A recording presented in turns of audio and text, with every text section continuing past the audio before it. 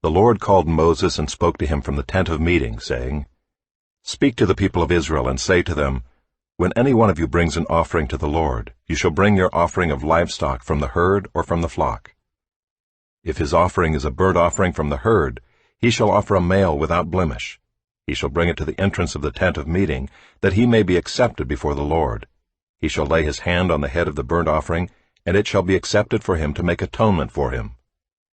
Then he shall kill the bull before the Lord, and Aaron's sons the priests shall bring the blood and throw the blood against the sides of the altar that is at the entrance of the tent of meeting. Then he shall flay the burnt offering and cut it into pieces, and the sons of Aaron the priest shall put fire on the altar and arrange wood on the fire. And Aaron's sons the priests shall arrange the pieces, the head and the fat, on the wood that is on the fire on the altar. But its entrails and its legs he shall wash with water, and the priest shall burn all of it on the altar as a burnt offering, a food offering, with a pleasing aroma to the Lord.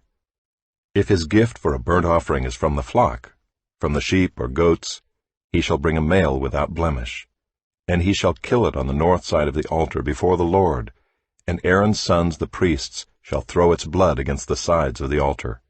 And he shall cut it into pieces, with its head and its fat, and the priest shall arrange them on the wood that is on the fire on the altar. But the entrails and the legs he shall wash with water.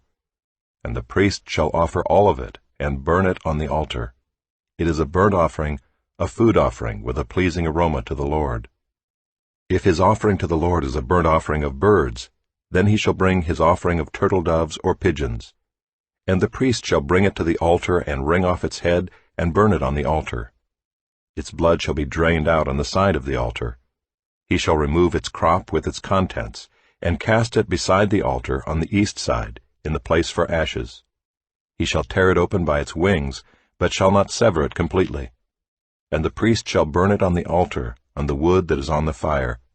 It is a burnt offering, a food offering, with a pleasing aroma to the Lord.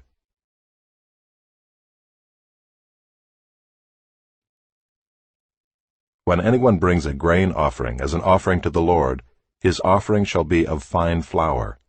He shall pour oil on it and put frankincense on it, and bring it to Aaron's sons the priests. And he shall take from it a handful of the fine flour and oil with all of its frankincense, and the priest shall burn this as its memorial portion on the altar, a food offering with a pleasing aroma to the Lord. But the rest of the grain offering shall be for Aaron and his sons. It is a most holy part of the Lord's food offerings.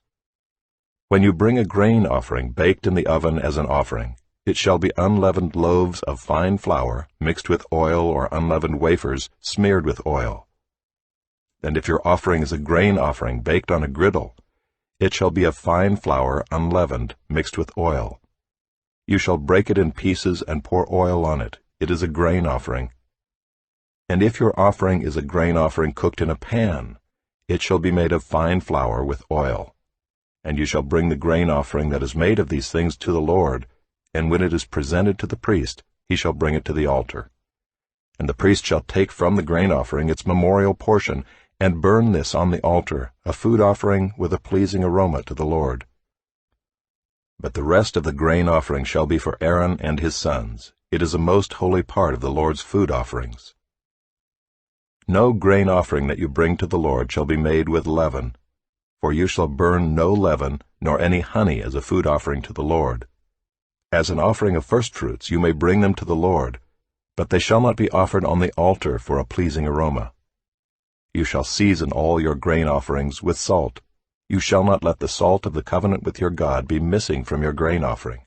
With all your offerings you shall offer salt. If you offer a grain offering of firstfruits to the Lord, you shall offer for the grain offering of your firstfruits fresh ears, roasted with fire, crushed new grain. And you shall put oil on it and lay frankincense on it. It is a grain offering. And the priest shall burn as its memorial portion some of the crushed grain, and some of the oil with all of its frankincense. It is a food offering to the Lord.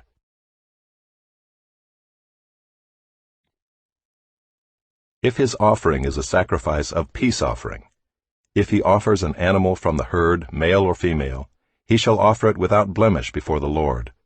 and he shall lay his hand on the head of his offering and kill it at the entrance of the tent of meeting. And Aaron's sons, the priests, shall throw the blood against the sides of the altar. And from the sacrifice of the peace offering, as a food offering to the Lord, he shall offer the fat covering the entrails, and all the fat that is on the entrails, and the 2 kidneys with the fat that is on them at the loins, and the long lobe of the liver that he shall remove with the kidneys. Then Aaron's son shall burn it on the altar on top of the burnt offering, which is on the wood on the fire. It is a food offering, with a pleasing aroma to the Lord. If his offering for a sacrifice of peace offering to the Lord is an animal from the flock, male or female, he shall offer it without blemish. If he offers a lamb for his offering, then he shall offer it before the Lord, lay his hand on the head of his offering, and kill it in front of the tent of meeting. And Aaron's sons shall throw its blood against the sides of the altar. Then from the sacrifice of the peace offering he shall offer as a food offering to the Lord its fat. He shall remove the whole fat tail, cut off close to the backbone, and the fat that covers the entrails, and all the fat that is on the entrails, and the 2 kidneys with the fat that is on them at the loins, and the long lobe of the liver that he shall remove with the kidneys. And the priest shall burn it on the altar as a food offering to the Lord. If his offering is a goat, then he shall offer it before the Lord, and lay his hand on its head and kill it in front of the tent of meeting, and the sons of Aaron shall throw its blood against the sides of the altar. Then he shall offer from it as his offering for a food offering to the Lord, the fat covering the entrails, and all the fat that is on the entrails, and the 2 kidneys with the fat that is on them at the loins, and the long lobe of the liver that he shall remove with the kidneys. And the priest shall burn them on the altar as a food offering with a pleasing aroma. All fat is the Lord's. It shall be a statute forever throughout your generations, in all your dwelling places, that you eat neither fat nor blood. And the Lord spoke to Moses, saying, Speak to the people of Israel, saying, If anyone sins unintentionally in any of the Lord's commandments about things not to be done, and does any one of them, if it is the anointed priest who sins, thus bringing guilt on the people, then he shall offer for the sin that he has committed a bull from the herd without blemish to the Lord for a sin offering. He shall bring the bull to the entrance of the tent of meeting before the Lord, and lay his hand on the head of the bull, and kill the bull before the Lord. And the anointed priest shall take some of the blood of the bull, and bring it into the tent of meeting. And the priest shall dip his finger in the blood, and sprinkle part of the blood 7 times before the Lord in front of the veil of the sanctuary. And the priest shall put some of the blood on the horns of the altar of fragrant incense before the Lord, that is in the tent of meeting, and all the rest of the blood of the bull he shall pour out at the base of the altar of burnt offering, that is at the entrance of the tent of meeting. And all the fat of the bull of the sin offering he shall remove from it, the fat that covers the entrails, and all the fat that is on the entrails, and the 2 kidneys with the fat that is on them at the loins, and the long lobe of the liver that he shall remove with the kidneys, just as these are taken from the ox of the sacrifice of the peace offerings. And the priest shall burn them on the altar of burnt offering.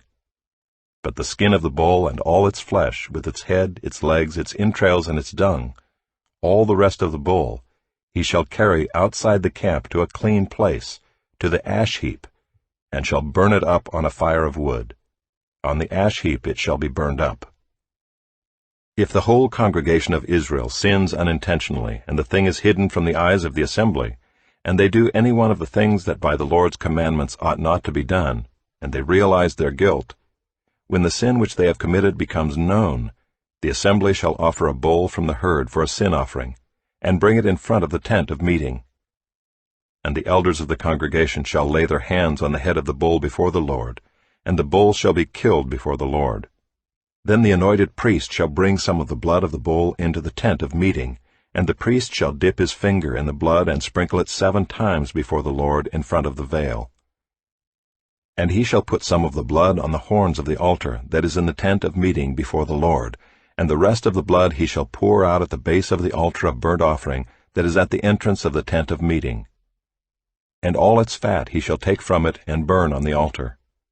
Thus shall he do with the bull. As he did with the bull of the sin offering, so shall he do with this. And the priest shall make atonement for them, and they shall be forgiven. And he shall carry the bull outside the camp, and burn it up as he burned the first bull, It is the sin offering for the assembly. When a leader sins, doing unintentionally any one of all the things that by the commandments of the Lord his God ought not to be done, and realizes his guilt, or the sin which he has committed is made known to him, he shall bring as his offering a goat, a male without blemish, and shall lay his hand on the head of the goat and kill it in the place where they kill the burnt offering before the Lord. It is a sin offering. Then the priest shall take some of the blood of the sin offering with his finger and put it on the horns of the altar of burnt offering, and pour out the rest of its blood at the base of the altar of burnt offering. And all its fat he shall burn on the altar like the fat of the sacrifice of peace offerings. So the priest shall make atonement for him for his sin, and he shall be forgiven. If any one of the common people sins unintentionally in doing any one of the things that by the Lord's commandments ought not to be done, and realizes his guilt, or the sin which he has committed is made known to him, he shall bring for his offering a goat, a female without blemish, for his sin which he has committed. And he shall lay his hand on the head of the sin offering, and kill the sin offering in the place of burnt offering. And the priest shall take some of its blood with his finger, and put it on the horns of the altar of burnt offering, and pour out all the rest of its blood at the base of the altar. And all its fat he shall remove, as the fat is removed from the peace offerings, and the priest shall burn it on the altar for a pleasing aroma to the Lord. And the priest shall make atonement for him, and he shall be forgiven. If he brings a lamb as his offering for a sin offering, he shall bring a female without blemish, and lay his hand on the head of the sin offering, and kill it for a sin offering in the place where they kill the burnt offering. Then the priest shall take some of the blood of the sin offering with his finger, and put it on the horns of the altar of burnt offering, and pour out all the rest of its blood at the base of the altar. And all its fat he shall remove, as the fat of the lamb is removed from the sacrifice of peace offerings. And the priest shall burn it on the altar on top of the Lord's food offerings. And the priest shall make atonement for him for the sin which he has committed, and he shall be forgiven.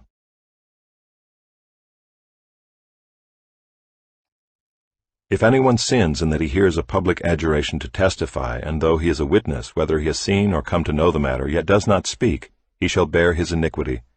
Or if anyone touches an unclean thing, whether a carcass of an unclean wild animal, or a carcass of unclean livestock, or a carcass of unclean swarming things, and it is hidden from him, and he has become unclean, and he realizes his guilt. Or if he touches human uncleanness, of whatever sort the uncleanness may be with which one becomes unclean, and it is hidden from him, when he comes to know it and realizes his guilt, or if anyone utters with his lips a rash oath to do evil or to do good, any sort of rash oath that people swear, and it is hidden from him, when he comes to know it, and he realizes his guilt in any of these, when he realizes his guilt in any of these and confesses the sin he has committed, he shall bring to the Lord as his compensation for the sin that he has committed a female from the flock, a lamb or a goat, for a sin offering. And the priest shall make atonement for him for his sin. But if he cannot afford a lamb, then he shall bring to the Lord as his compensation for the sin that he has committed 2 turtle doves or 2 pigeons, one for a sin offering and the other for a burnt offering. He shall bring them to the priest, who shall offer first the one for the sin offering. He shall wring its head from its neck, but shall not sever it completely. And he shall sprinkle some of the blood of the sin offering on the side of the altar, while the rest of the blood shall be drained out at the base of the altar. It is a sin offering. Then he shall offer the second for a burnt offering according to the rule. And the priest shall make atonement for him for the sin that he has committed, and he shall be forgiven. But if he cannot afford 2 turtle doves or 2 pigeons, then he shall bring as his offering for the sin that he has committed 1/10 of an ephah of fine flour for a sin offering. He shall put no oil on it, and shall put no frankincense on it, for it is a sin offering. And he shall bring it to the priest, and the priest shall take a handful of it as its memorial portion, and burn this on the altar, on the Lord's food offerings.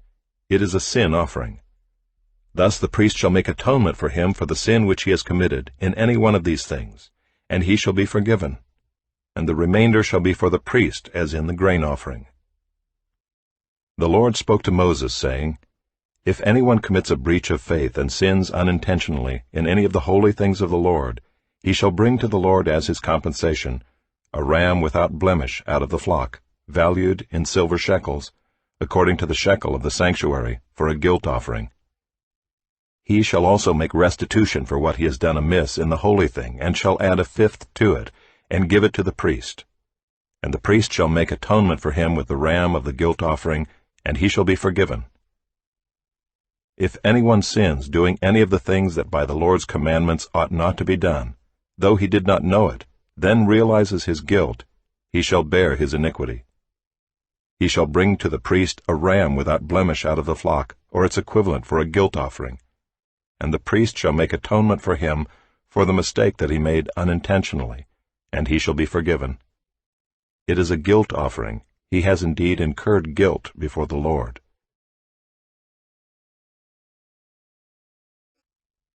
The Lord spoke to Moses, saying, If anyone sins and commits a breach of faith against the Lord by deceiving his neighbor in a matter of deposit or security, or through robbery, or if he has oppressed his neighbor, or has found something lost and lied about it, swearing falsely, and any of all the things that people do and sin thereby, if he has sinned and has realized his guilt and will restore what he took by robbery, or what he got by oppression, or the deposit that was committed to him, or the lost thing that he found, or anything about which he has sworn falsely, he shall restore it in full, and shall add a fifth to it, and give it to him to whom it belongs on the day he realizes his guilt.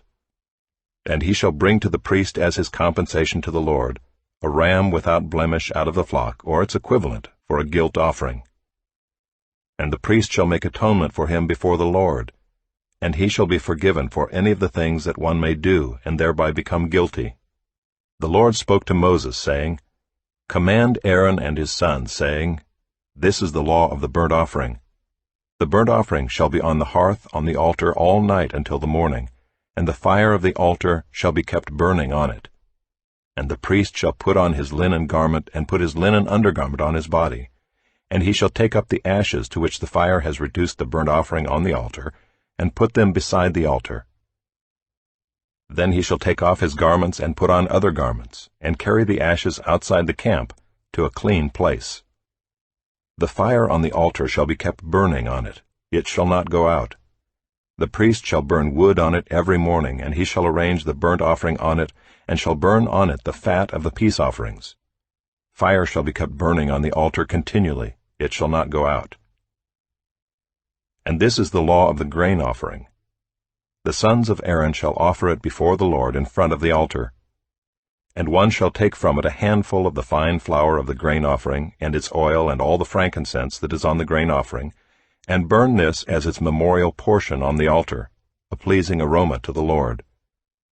And the rest of it Aaron and his sons shall eat. It shall be eaten unleavened in a holy place. In the court of the tent of meeting they shall eat it. It shall not be baked with leaven. I have given it as their portion of my food offerings. It is a thing most holy, like the sin offering and the guilt offering. Every male among the children of Aaron may eat of it, as decreed forever throughout your generations, from the Lord's food offerings. Whatever touches them shall become holy. The Lord spoke to Moses, saying, This is the offering that Aaron and his sons shall offer to the Lord on the day when he is anointed. 1/10 of an ephah of fine flour, as a regular grain offering, half of it in the morning and half in the evening. It shall be made with oil on a griddle. You shall bring it well mixed in baked pieces like a grain offering, and offer it for a pleasing aroma to the Lord. The priest from among Aaron's sons, who is anointed to succeed him, shall offer it to the Lord as decreed forever. The whole of it shall be burned. Every grain offering of a priest shall be wholly burned. It shall not be eaten. The Lord spoke to Moses, saying, Speak to Aaron and his sons, saying, This is the law of the sin offering. In the place where the burnt offering is killed shall the sin offering be killed before the Lord. It is most holy. The priest who offers it for sin shall eat it. In a holy place it shall be eaten, in the court of the tent of meeting. Whatever touches its flesh shall be holy, and when any of its blood is splashed on a garment, you shall wash that on which it was splashed in a holy place. And the earthenware vessel in which it is boiled shall be broken. But if it is boiled in a bronze vessel, that shall be scoured and rinsed in water. Every male among the priests may eat of it. It is most holy. But no sin offering shall be eaten from which any blood is brought into the tent of meeting to make atonement in the holy place. It shall be burned up with fire.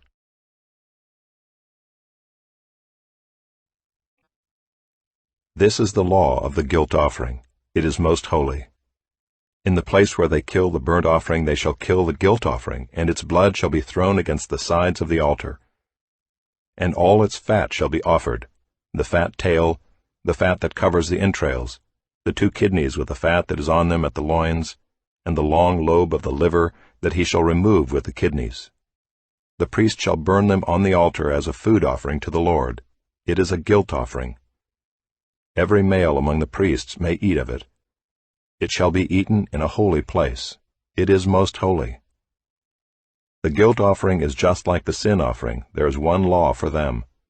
The priest who makes atonement with it shall have it. And the priest who offers any man's burnt offering shall have for himself the skin of the burnt offering that he has offered. And every grain offering baked in the oven, and all that is prepared on a pan or a griddle, shall belong to the priest who offers it. And every grain offering mixed with oil or dry shall be shared equally among all the sons of Aaron.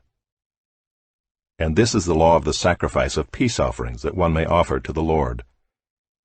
If he offers it for a thanksgiving, then he shall offer with the thanksgiving sacrifice unleavened loaves mixed with oil, unleavened wafers smeared with oil, and loaves of fine flour well mixed with oil. With the sacrifice of his peace offerings for thanksgiving he shall bring his offering with loaves of leavened bread, and from it he shall offer 1 loaf from each offering as a gift to the Lord. It shall belong to the priest who throws the blood of the peace offerings. And the flesh of the sacrifice of his peace offerings for thanksgiving shall be eaten on the day of his offering. He shall not leave any of it until the morning. But if the sacrifice of his offering is a vow offering or a free will offering, it shall be eaten on the day that he offers his sacrifice, and on the next day what remains of it shall be eaten.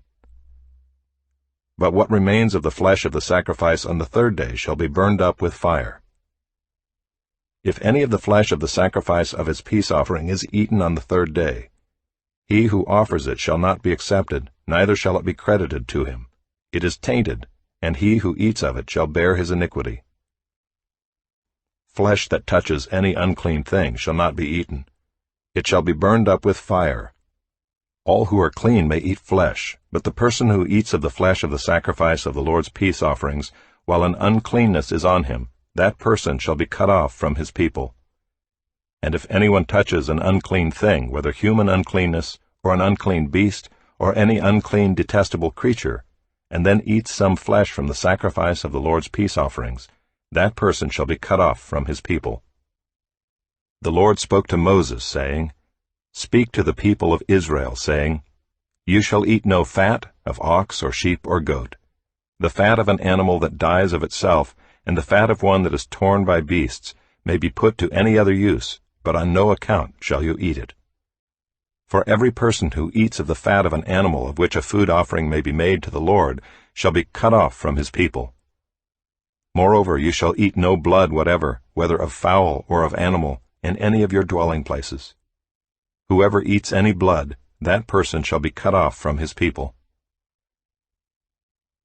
The Lord spoke to Moses, saying, Speak to the people of Israel, saying, Whoever offers the sacrifice of his peace offerings to the Lord shall bring his offering to the Lord from the sacrifice of his peace offerings. His own hands shall bring the Lord's food offerings. He shall bring the fat with the breast, that the breast may be waved as a wave offering before the Lord. The priest shall burn the fat on the altar, but the breast shall be for Aaron and his sons. And the right thigh you shall give to the priest as a contribution from the sacrifice of your peace offerings. Whoever among the sons of Aaron offers the blood of the peace offerings and the fat shall have the right thigh for a portion. For the breast that is waved and the thigh that is contributed I have taken from the people of Israel out of the sacrifices of their peace offerings, and have given them to Aaron the priest and to his sons as a perpetual due from the people of Israel. This is the portion of Aaron and of his sons from the Lord's food offerings, from the day they were presented to serve as priests of the Lord. The Lord commanded this to be given them by the people of Israel, from the day that he anointed them. It is a perpetual dew throughout their generations. This is the law of the burnt offering, of the grain offering, of the sin offering, of the guilt offering, of the ordination offering, and of the peace offering, which the Lord commanded Moses on Mount Sinai, on the day that he commanded the people of Israel to bring their offerings to the Lord in the wilderness of Sinai.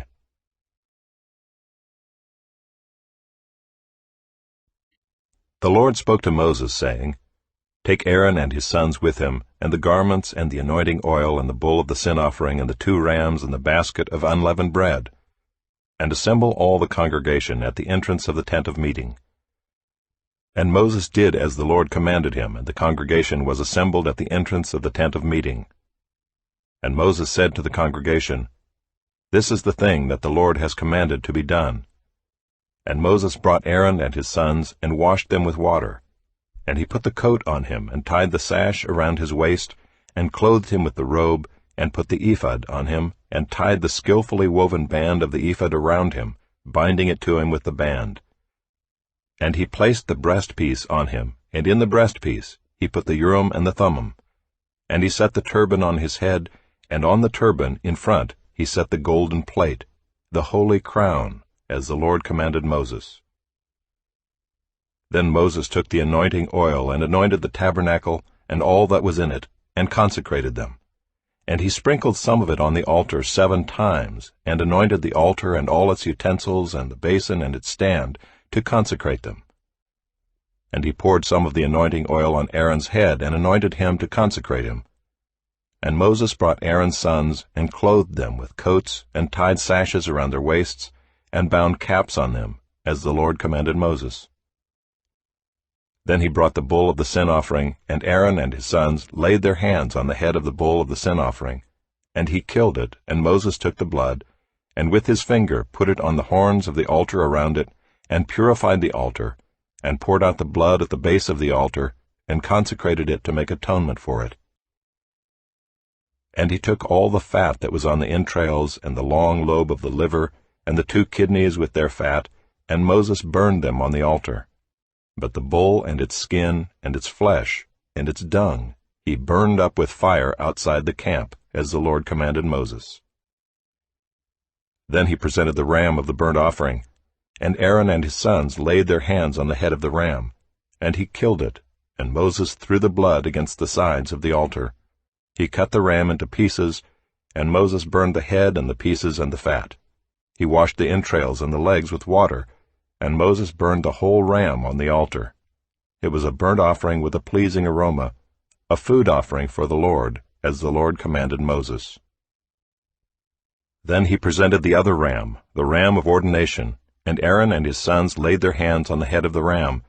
And he killed it, and Moses took some of its blood and put it on the lobe of Aaron's right ear, and on the thumb of his right hand, and on the big toe of his right foot.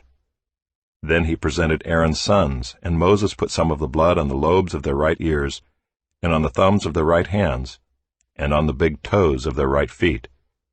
And Moses threw the blood against the sides of the altar. Then he took the fat, and the fat tail, and all the fat that was on the entrails, and the long lobe of the liver, and the 2 kidneys with their fat, and the right thigh. And out of the basket of unleavened bread that was before the Lord he took 1 unleavened loaf, and 1 loaf of bread with oil, and 1 wafer, and placed them on the pieces of fat and on the right thigh. And he put all these in the hands of Aaron and in the hands of his sons, and waved them as a wave offering before the Lord. Then Moses took them from their hands, and burned them on the altar with the burnt offering. This was an ordination offering with a pleasing aroma, a food offering to the Lord. And Moses took the breast and waved it for a wave offering before the Lord. It was Moses' portion of the ram of ordination, as the Lord commanded Moses. Then Moses took some of the anointing oil and of the blood that was on the altar, and sprinkled it on Aaron and his garments, and also on his sons and his sons' garments. So he consecrated Aaron and his garments, and his sons garments with him. And Moses said to Aaron and his sons, Boil the flesh at the entrance of the tent of meeting, and there eat it and the bread that is in the basket of ordination offerings, as I commanded, saying, Aaron and his sons shall eat it. And what remains of the flesh and the bread you shall burn up with fire. And you shall not go outside the entrance of the tent of meeting for 7 days, until the days of your ordination are completed, for it will take 7 days to ordain you. As has been done today, the Lord has commanded to be done to make atonement for you. At the entrance of the tent of meeting you shall remain day and night for 7 days, performing what the Lord has charged, so that you do not die, for so I have been commanded. And Aaron and his sons did all the things that the Lord commanded by Moses.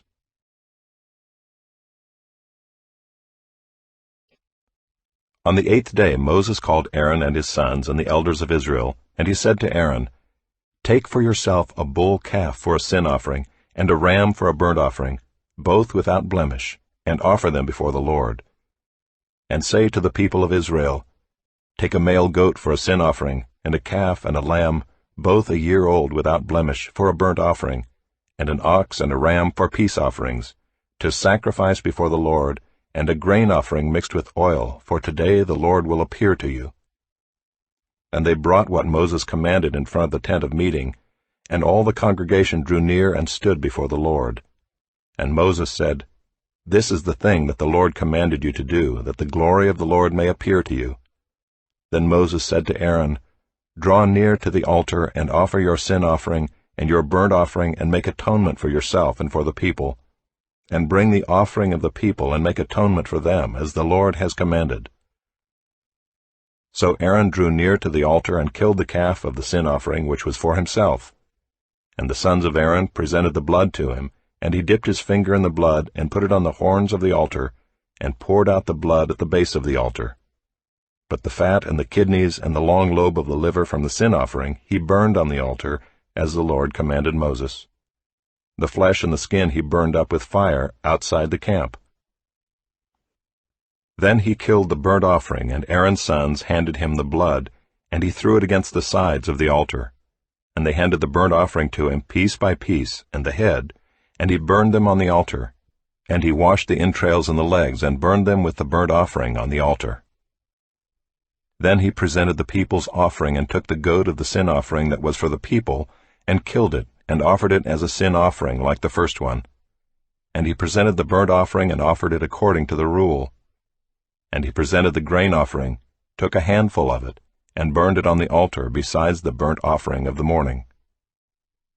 Then he killed the ox and the ram, the sacrifice of peace offerings for the people.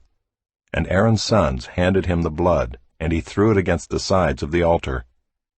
But the fat pieces of the ox and of the ram, the fat tail and that which covers the entrails, and the kidneys and the long lobe of the liver, they put the fat pieces on the breasts, and he burned the fat pieces on the altar.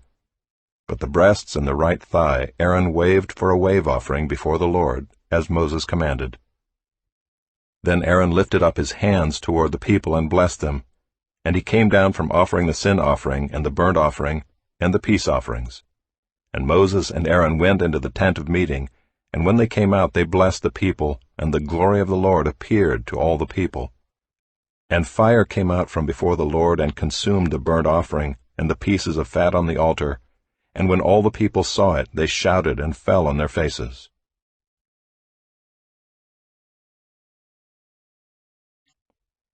Now Nadab and Abihu, the sons of Aaron, each took his censer and put fire in it, and laid incense on it, and offered unauthorized fire before the Lord, which he had not commanded them.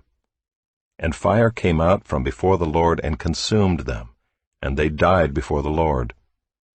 Then Moses said to Aaron, This is what the Lord has said, Among those who are near me I will be sanctified, and before all the people I will be glorified.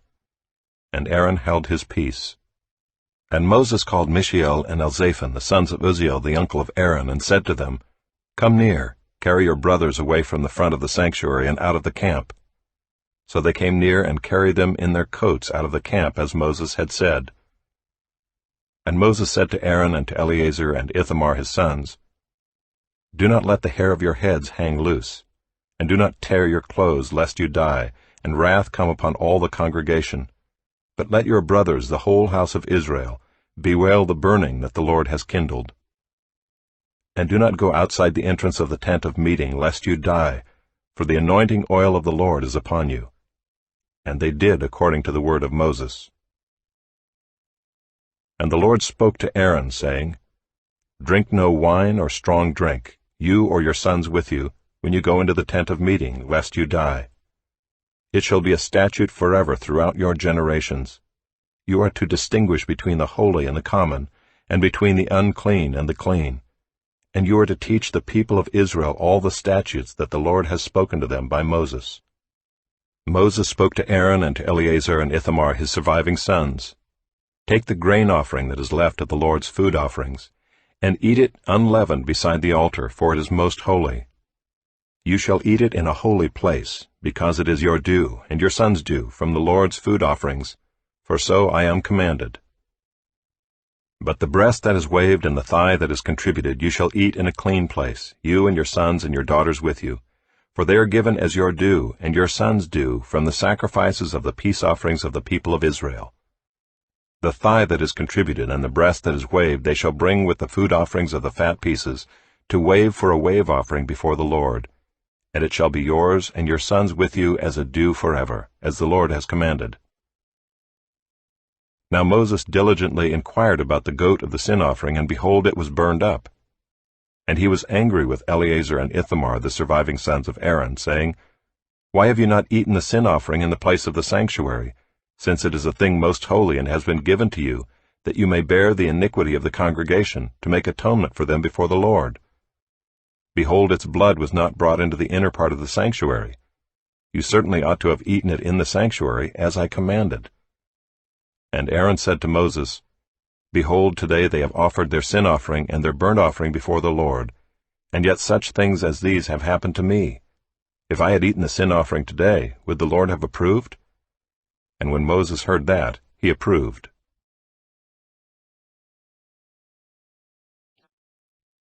And the Lord spoke to Moses and Aaron, saying to them, Speak to the people of Israel, saying, These are the living things that you may eat among all the animals that are on the earth. Whatever parts the hoof, and is cloven-footed, and chews the cud among the animals, you may eat.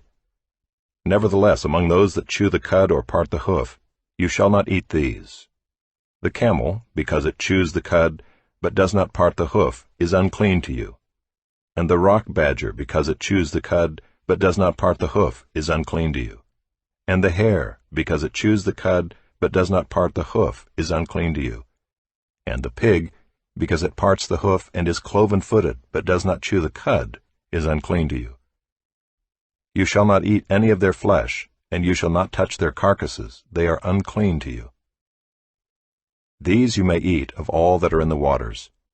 Everything in the waters that has fins and scales, whether in the seas or in the rivers, you may eat. But anything in the seas or the rivers that has not fins and scales, of the swarming creatures in the waters and of the living creatures that are in the waters, is detestable to you. You shall regard them as detestable. You shall not eat any of their flesh, and you shall detest their carcasses. Everything in the waters that has not fins and scales is detestable to you. And these you shall detest among the birds. They shall not be eaten, they are detestable. The eagle, the bearded vulture, the black vulture, the kite, the falcon of any kind, every raven of any kind, the ostrich, the nighthawk, the seagull, the hawk of any kind, the little owl, the cormorant, the short-eared owl, the barn owl, the tawny owl, the carrion vulture, the stork, the heron of any kind, the hoopoe and the bat. All winged insects that go on all fours are detestable to you. Yet among the winged insects that go on all fours you may eat those that have jointed legs above their feet, with which to hop on the ground.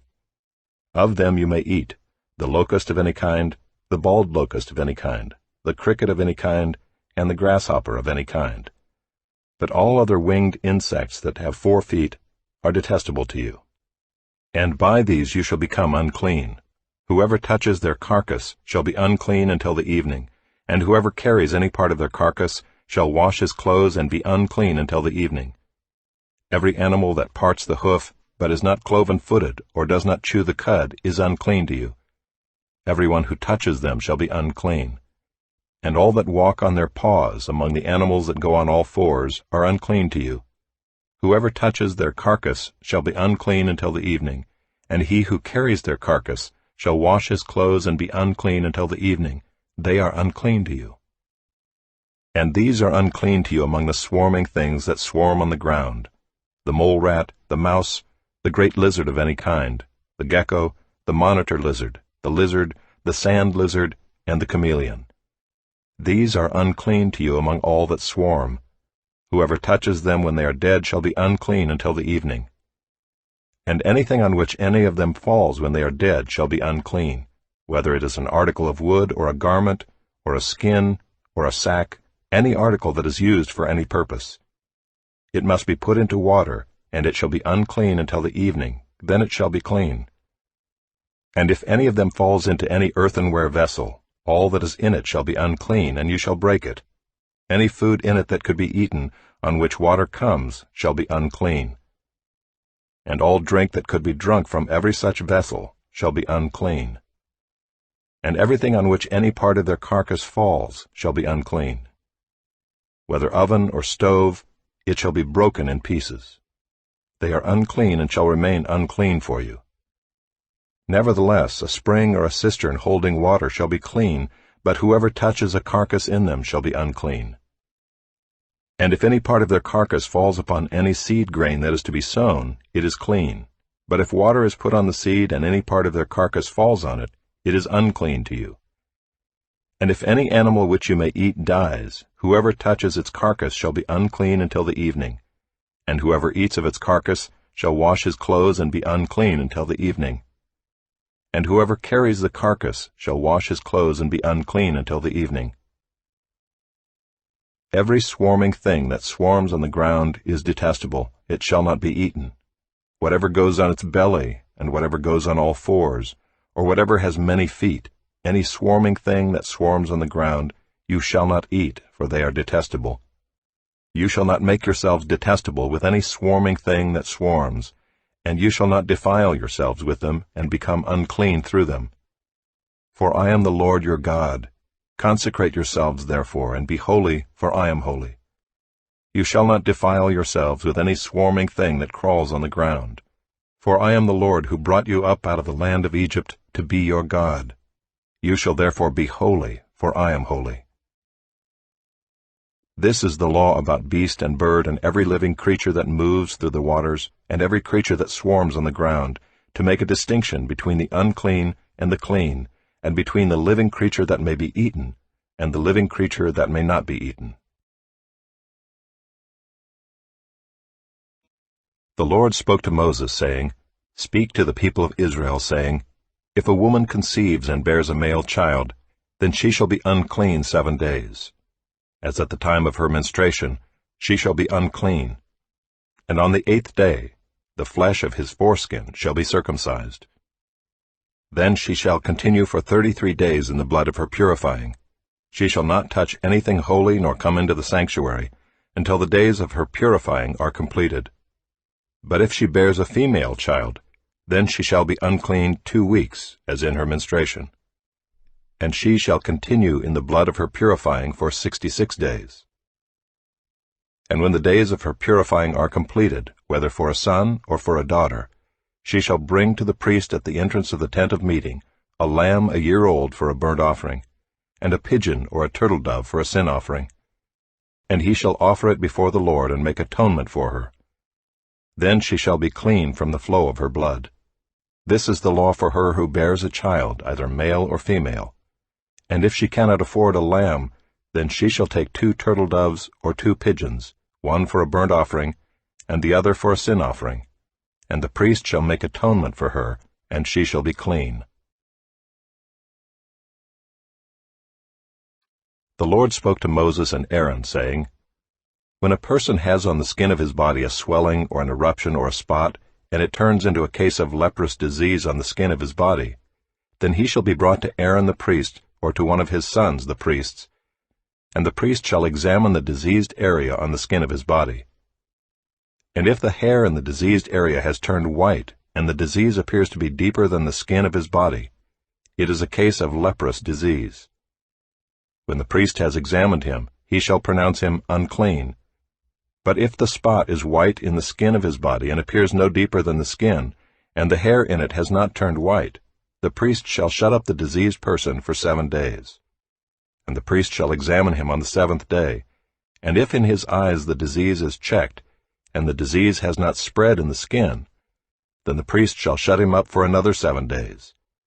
And the priest shall examine him again on the 7th day, and if the diseased area has faded and the disease has not spread in the skin, then the priest shall pronounce him clean. It is only an eruption. And he shall wash his clothes and be clean. But if the eruption spreads in the skin, after he has shown himself to the priest for his cleansing, he shall appear again before the priest. And the priest shall look, and if the eruption has spread in the skin, then the priest shall pronounce him unclean. It is a leprous disease. When a man is afflicted with a leprous disease, he shall be brought to the priest, and the priest shall look. And if there is a white swelling in the skin that has turned the hair white, and there is raw flesh in the swelling, it is a chronic leprous disease in the skin of his body, and the priest shall pronounce him unclean. He shall not shut him up, for he is unclean. And if the leprous disease breaks out in the skin, so that the leprous disease covers all the skin of the diseased person from head to foot, so far as the priest can see, then the priest shall look, and if the leprous disease has covered all his body, he shall pronounce him clean of the disease. It is all turned white, and he is clean. But when raw flesh appears on him, he shall be unclean. And the priest shall examine the raw flesh and pronounce him unclean. Raw flesh is unclean, for it is a leprous disease. But if the raw flesh recovers and turns white again, then he shall come to the priest, and the priest shall examine him. And if the disease has turned white, then the priest shall pronounce the diseased person clean. He is clean. If there is in the skin of one's body a boil and it heals, and in the place of the boil there comes a white swelling or a reddish-white spot, then it shall be shown to the priest. And the priest shall look, and if it appears deeper than the skin and its hair has turned white, then the priest shall pronounce him unclean. It is a case of leprous disease that has broken out in the boil.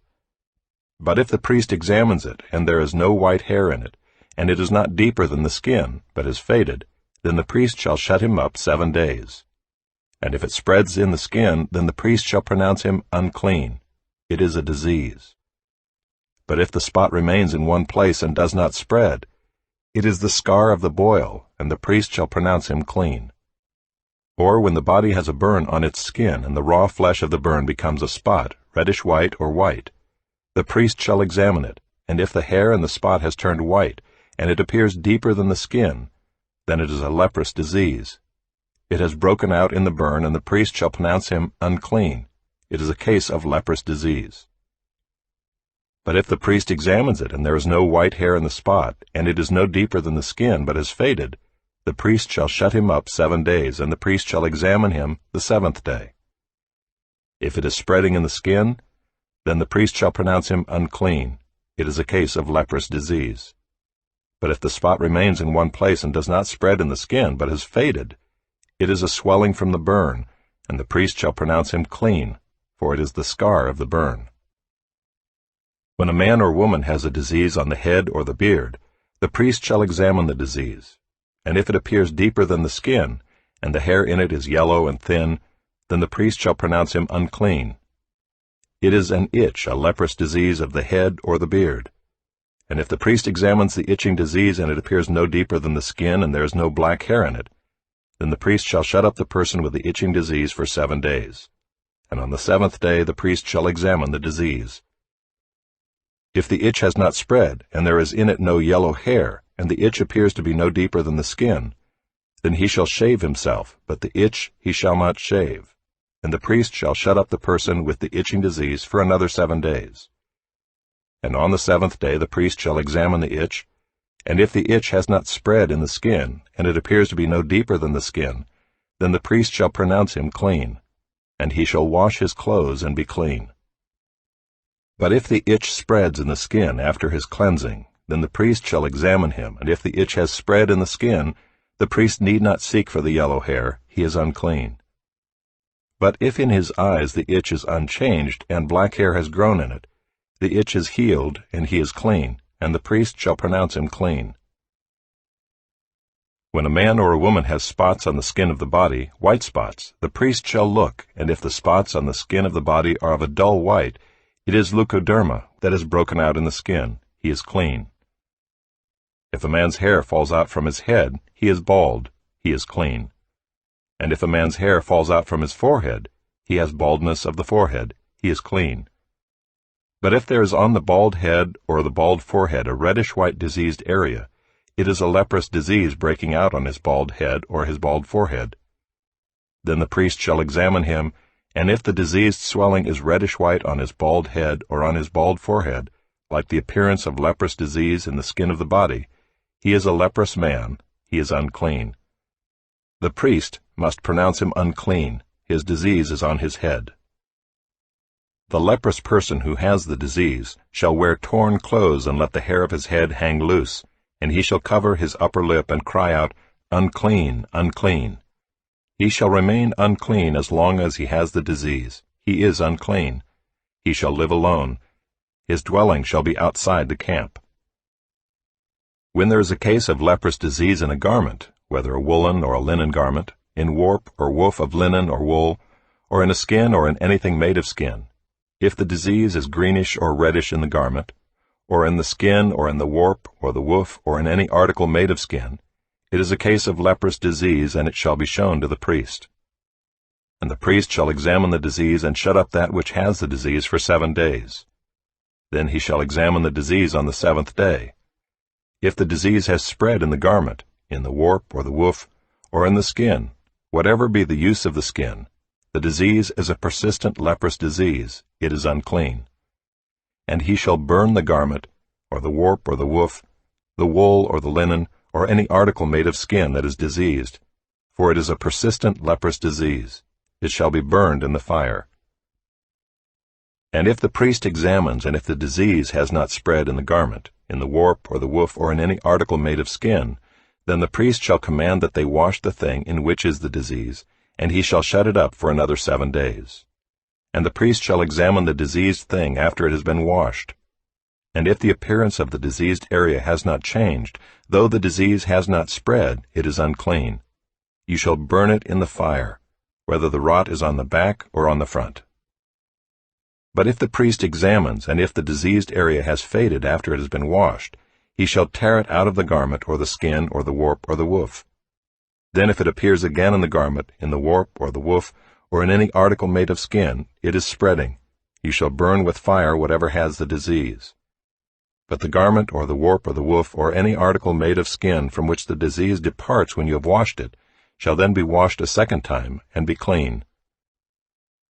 This is the law for a case of leprous disease in a garment of wool or linen, either in the warp or the woof or in any article made of skin, to determine whether it is clean or unclean.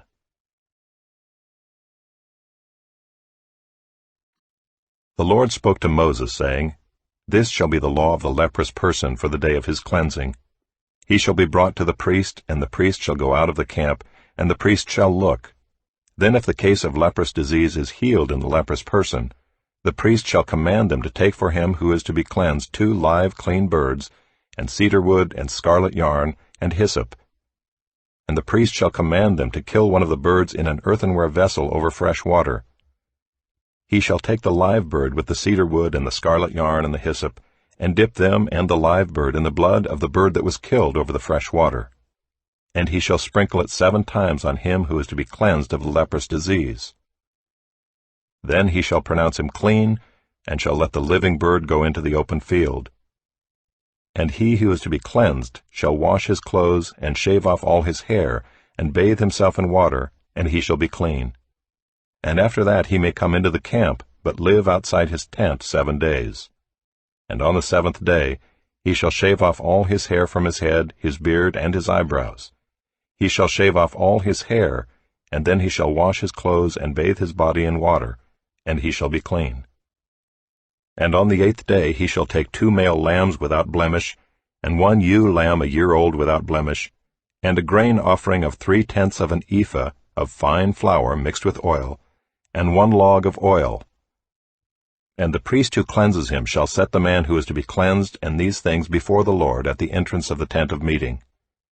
And the priest shall take 1 of the male lambs and offer it for a guilt offering, along with the log of oil, and wave them for a wave offering before the Lord. And he shall kill the lamb in the place where they kill the sin offering and the burnt offering, in the place of the sanctuary, For the guilt offering, like the sin offering, belongs to the priest. It is most holy. The priest shall take some of the blood of the guilt offering, and the priest shall put it on the lobe of the right ear of him who is to be cleansed, and on the thumb of his right hand, and on the big toe of his right foot. Then the priest shall take some of the log of oil and pour it into the palm of his own left hand, and dip his right finger in the oil that is in his left hand, and sprinkle some oil with his finger 7 times before the Lord. And some of the oil that remains in his hand the priest shall put on the lobe of the right ear of him who is to be cleansed, and on the thumb of his right hand, and on the big toe of his right foot, on top of the blood of the guilt offering. And the rest of the oil that is in the priest's hand he shall put on the head of him who is to be cleansed. Then the priest shall make atonement for him before the Lord. The priest shall offer the sin offering to make atonement for him who is to be cleansed from his uncleanness. And afterward he shall kill the burnt offering, and the priest shall offer the burnt offering and the grain offering on the altar. Thus the priest shall make atonement for him, and he shall be clean.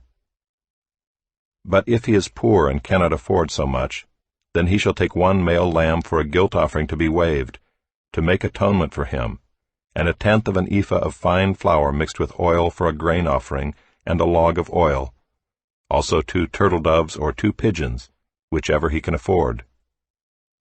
The one shall be a sin offering, and the other a burnt offering.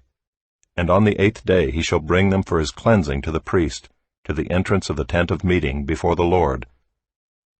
And the priest shall take the lamb of the guilt offering and the log of oil, and the priest shall wave them for a wave offering before the Lord. And he shall kill the lamb of the guilt offering. And the priest shall take some of the blood of the guilt offering and put it on the lobe of the right ear of him who is to be cleansed, and on the thumb of his right hand, and on the big toe of his right foot. And the priest shall pour some of the oil into the palm of his own left hand, and shall sprinkle with his right finger some of the oil that is in his left hand 7 times before the Lord. And the priest shall put some of the oil that is in his hand on the lobe of the right ear of him who is to be cleansed, and on the thumb of his right hand, and on the big toe of his right foot, in the place where the blood of the guilt offering was put. And the rest of the oil that is in the priest's hand he shall put on the head of him who is to be cleansed, to make atonement for him before the Lord. And he shall offer of the turtle doves or pigeons, whichever he can afford, 1 for a sin offering, and the other for a burnt offering, along with a grain offering. And the priest shall make atonement before the Lord for him who is being cleansed. This is the law for him in whom is a case of leprous disease, who cannot afford the offerings for his cleansing. The Lord spoke to Moses and Aaron, saying, When you come into the land of Canaan, which I give you for a possession, and I put a case of leprous disease in a house in the land of your possession, then he who owns the house shall come and tell the priest, There seems to be some case of disease in my house. Then the priest shall command that they empty the house before the priest goes to examine the disease, lest all that is in the house be declared unclean. And afterward the priest shall go in to see the house, and he shall examine the disease. And if the disease is in the walls of the house with greenish or reddish spots, and if it appears to be deeper than the surface, then the priest shall go out of the house to the door of the house, and shut up the house 7 days.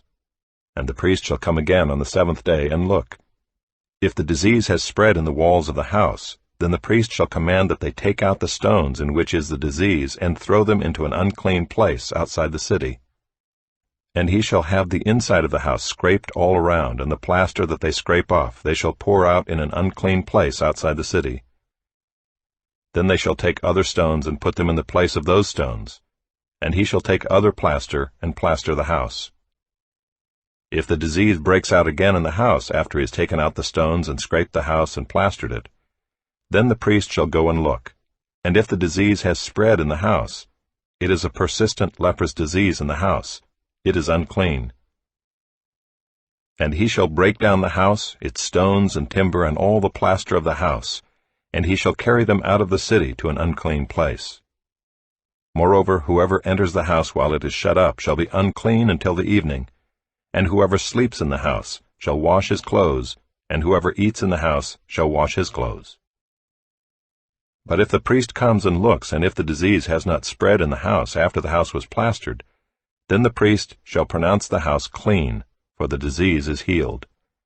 And for the cleansing of the house he shall take 2 small birds, with cedar wood and scarlet yarn and hyssop, and shall kill one of the birds in an earthenware vessel over fresh water, and shall take the cedar wood, and the hyssop, and the scarlet yarn, along with the live bird, and dip them in the blood of the bird that was killed, and in the fresh water, and sprinkle the house 7 times. Thus he shall cleanse the house with the blood of the bird, and with the fresh water, and with the live bird, and with the cedar wood, and hyssop, and scarlet yarn. And he shall let the live bird go out of the city into the open country. So he shall make atonement for the house, and it shall be clean.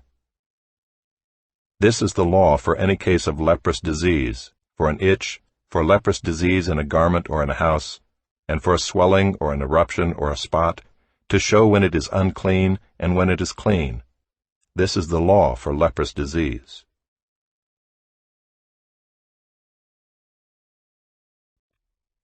The Lord spoke to Moses and Aaron, saying, Speak to the people of Israel, and say to them, When any man has a discharge from his body, his discharge is unclean.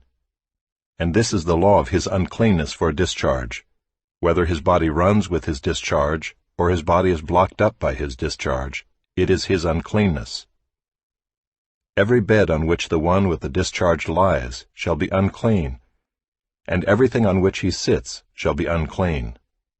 And anyone who touches his bed shall wash his clothes and bathe himself in water, and be unclean until the evening. And whoever sits on anything on which the one with the discharge has sat shall wash his clothes and bathe himself in water, and be unclean until the evening. And whoever touches the body of the one with the discharge shall wash his clothes and bathe himself in water, and be unclean until the evening. And if the one with the discharge spits on someone who is clean, then he shall wash his clothes and bathe himself in water, and be unclean until the evening. And any saddle on which the one with the discharge rides shall be unclean. And whoever touches anything that was under him shall be unclean until the evening. And whoever carries such things shall wash his clothes and bathe himself in water, and be unclean until the evening. Anyone whom the one with the discharge touches without having rinsed his hands in water shall wash his clothes and bathe himself in water, and be unclean until the evening. And an earthenware vessel that the one with the discharge touches shall be broken, and every vessel of wood shall be rinsed in water. And when the one with the discharge is cleansed of his discharge, then he shall count for himself 7 days for his cleansing, and wash his clothes. And he shall bathe his body in fresh water, and shall be clean. And on the 8th day he shall take 2 turtle doves or 2 pigeons, and come before the Lord to the entrance of the tent of meeting, and give them to the priest. And the priest shall use them, one for a sin offering, and the other for a burnt offering.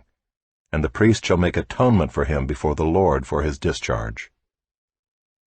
If a man has an emission of semen, he shall bathe his whole body in water, and be unclean until the evening. And every garment and every skin on which the semen comes shall be washed with water, and be unclean until the evening. If a man lies with a woman and has an emission of semen, both of them shall bathe themselves in water, and be unclean until the evening. When a woman has a discharge, and the discharge in her body is blood, she shall be in her menstrual impurity for 7 days, and whoever touches her shall be unclean until the evening. And everything on which she lies during her menstrual impurity shall be unclean. Everything also on which she sits shall be unclean. And whoever touches her bed shall wash his clothes and bathe himself in water, and be unclean until the evening. And whoever touches anything on which she sits shall wash his clothes and bathe himself in water, and be unclean until the evening. Whether it is the bed or anything on which she sits, when he touches it he shall be unclean until the evening. And if any man lies with her, and her menstrual impurity comes upon him, he shall be unclean 7 days, and every bed on which he lies shall be unclean. If a woman has a discharge of blood for many days, not at the time of her menstrual impurity, or if she has a discharge beyond the time of her impurity, all the days of the discharge she shall continue in uncleanness. As in the days of her impurity, she shall be unclean. Every bed on which she lies all the days of her discharge shall be to her as the bed of her impurity, and everything on which she sits shall be unclean, as in the uncleanness of her menstrual impurity. And whoever touches these things shall be unclean, and shall wash his clothes and bathe himself in water, and be unclean until the evening. But if she is cleansed of her discharge, she shall count for herself 7 days, and after that she shall be clean. And on the 8th day she shall take 2 turtle-doves or 2 pigeons, and bring them to the priest, to the entrance of the tent of meeting. And the priest shall use one for a sin offering, and the other for a burnt offering. And the priest shall make atonement for her before the Lord for her unclean discharge. Thus you shall keep the people of Israel separate from their uncleanness, lest they die in their uncleanness by defiling my tabernacle that is in their midst. This is the law for him who has a discharge, and for him who has an emission of semen, becoming unclean thereby. Also for her who is unwell with her menstrual impurity, that is, for anyone, male or female, who has a discharge, and for the man who lies with a woman who is unclean.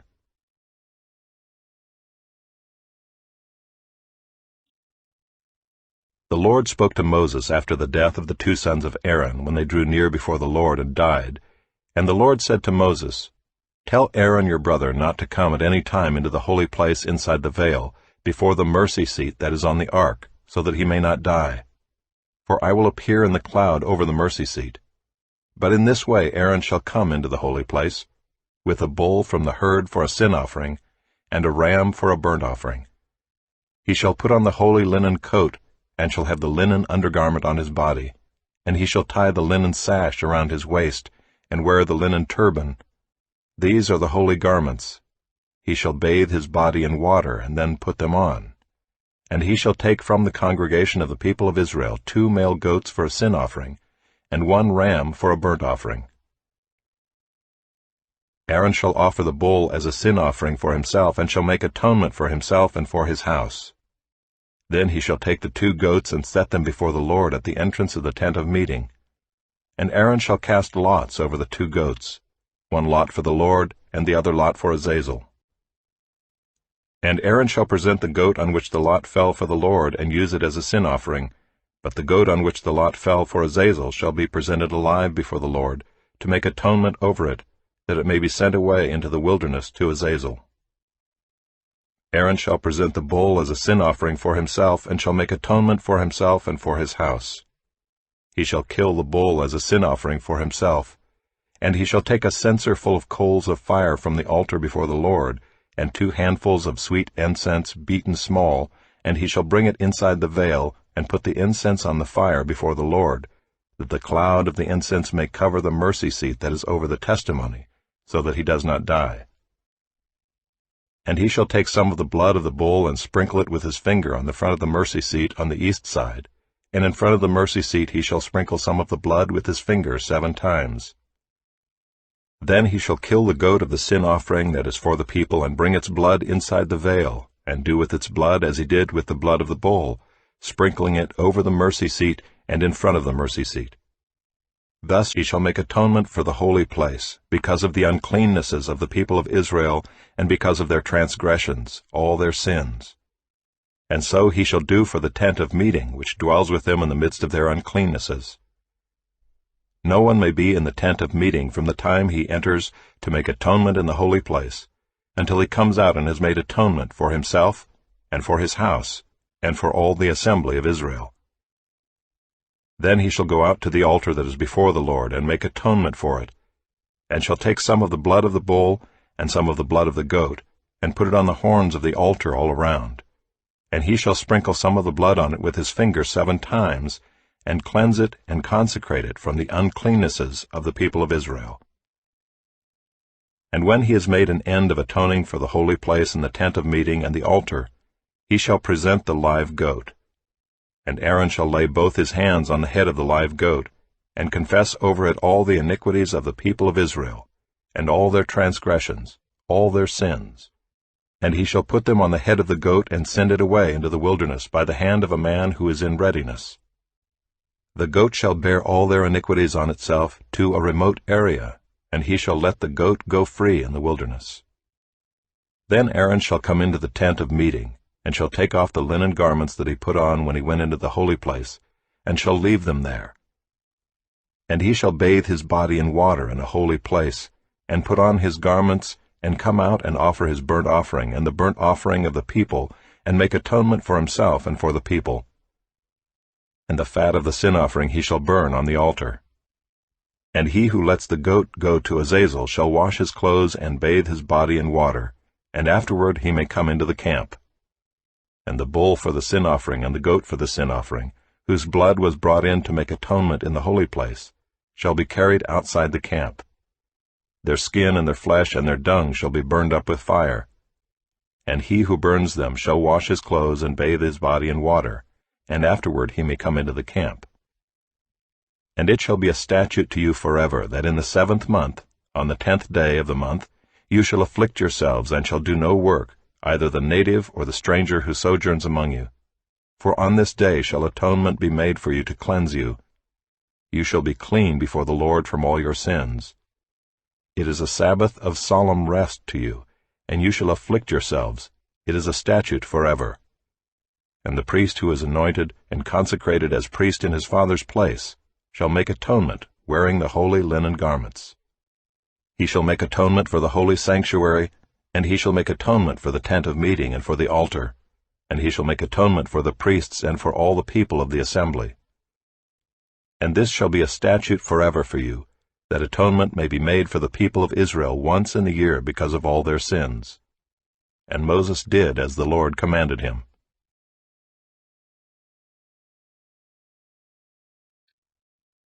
And the Lord spoke to Moses, saying, Speak to Aaron and his sons and to all the people of Israel, and say to them, This is the thing that the Lord has commanded. If any one of the house of Israel kills an ox or a lamb or a goat in the camp, or kills it outside the camp, and does not bring it to the entrance of the tent of meeting to offer it as a gift to the Lord in front of the tabernacle of the Lord, blood guilt shall be imputed to that man. He has shed blood, and that man shall be cut off from among his people. This is to the end that the people of Israel may bring their sacrifices that they sacrifice in the open field, that they may bring them to the Lord, to the priest at the entrance of the tent of meeting, and sacrifice them as sacrifices of peace offerings to the Lord. And the priest shall throw the blood on the altar of the Lord at the entrance of the tent of meeting, and burn the fat for a pleasing aroma to the Lord. So they shall no more sacrifice their sacrifices to goat demons, after whom they whore. This shall be a statute forever for them throughout their generations.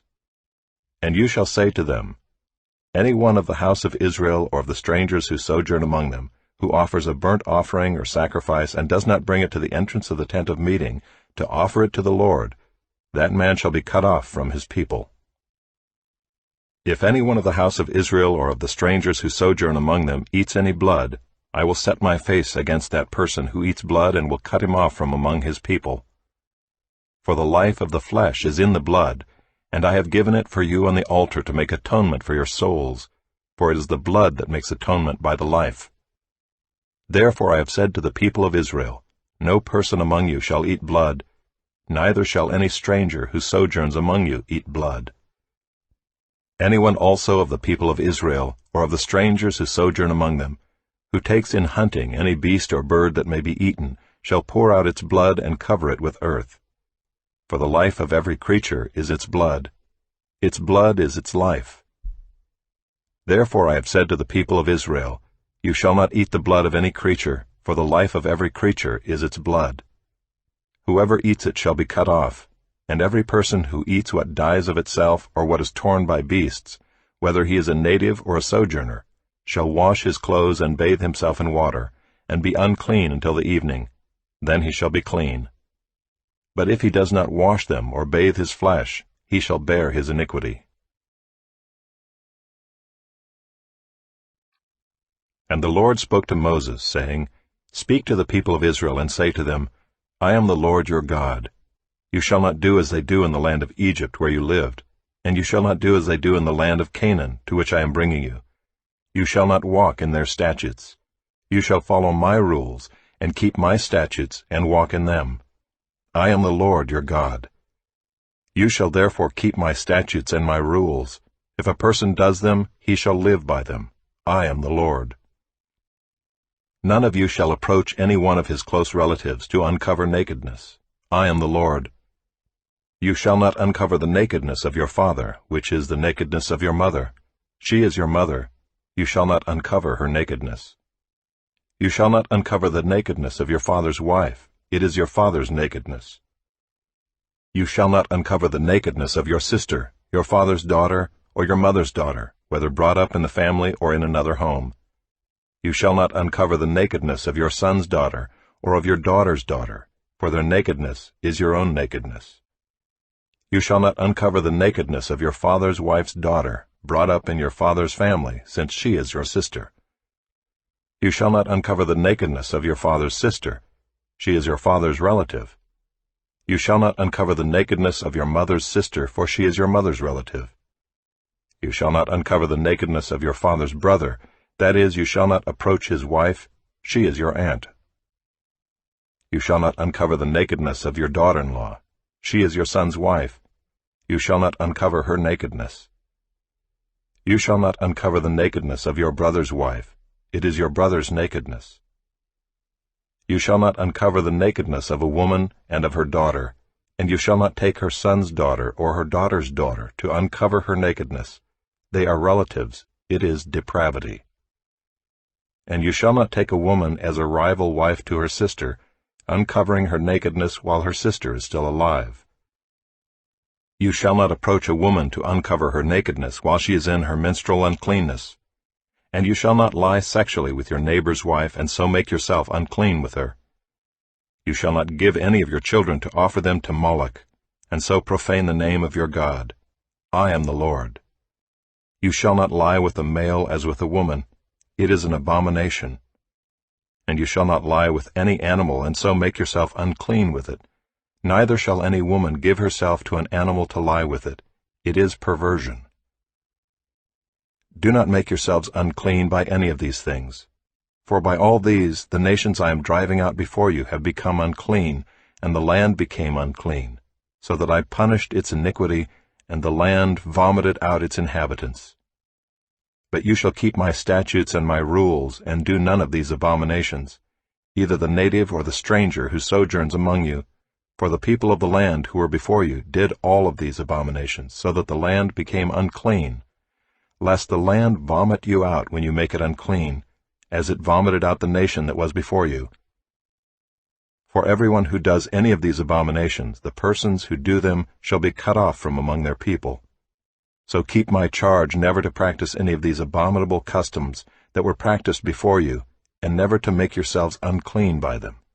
I am the Lord your God.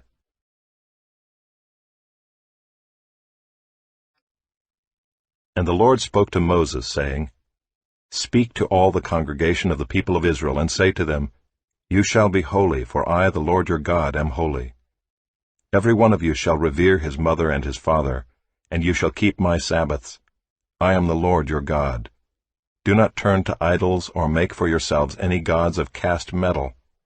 I am the Lord your God.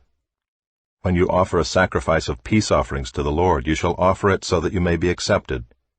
It shall be eaten the same day you offer it, or on the day after, and anything left over until the third day shall be burned up with fire.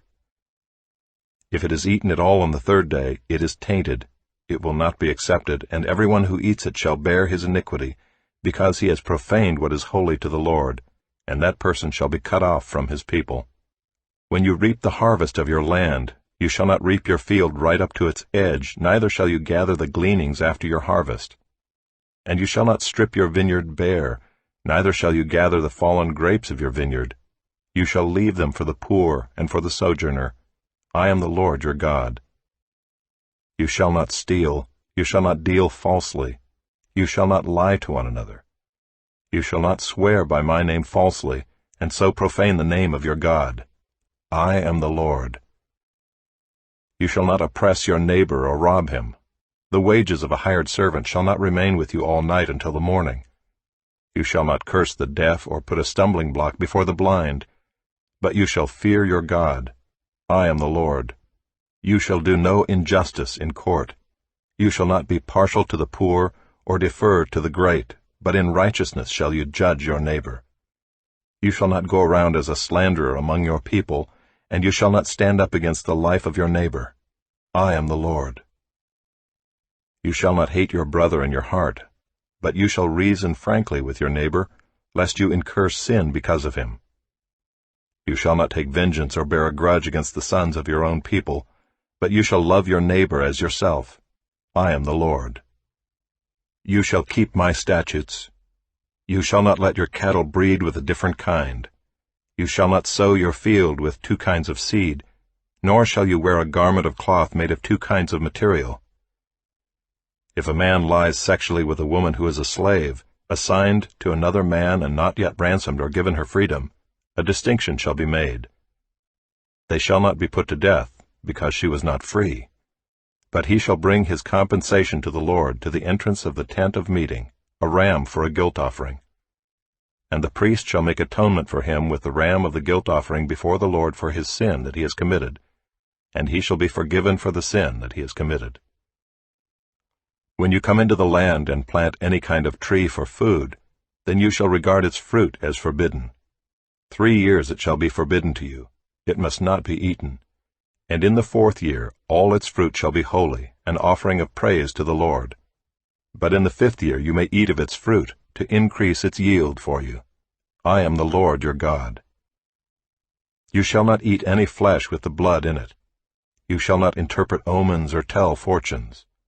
You shall not round off the hair on your temples or mar the edges of your beard. You shall not make any cuts on your body for the dead or tattoo yourselves. I am the Lord. Do not profane your daughter by making her a prostitute, lest the land fall into prostitution and the land become full of depravity. You shall keep my Sabbaths and reverence my sanctuary.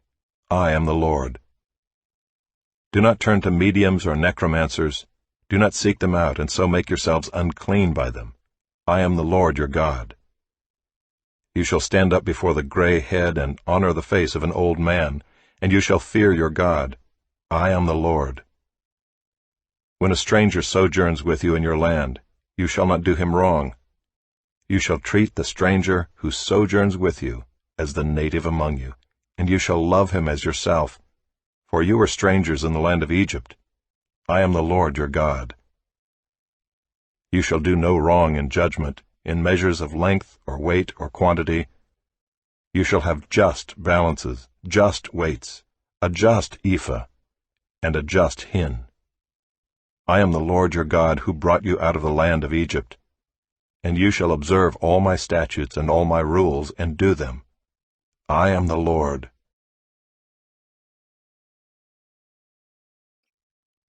The Lord spoke to Moses, saying, Say to the people of Israel, any one of the people of Israel or of the strangers who sojourn in Israel, who gives any of his children to Moloch, shall surely be put to death. The people of the land shall stone him with stones. I myself will set my face against that man and will cut him off from among his people, because he has given one of his children to Moloch, to make my sanctuary unclean and to profane my holy name.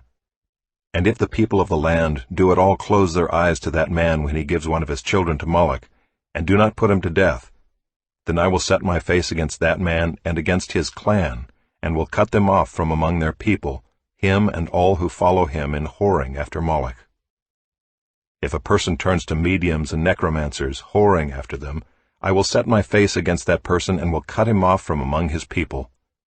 Consecrate yourselves therefore and be holy, for I am the Lord your God.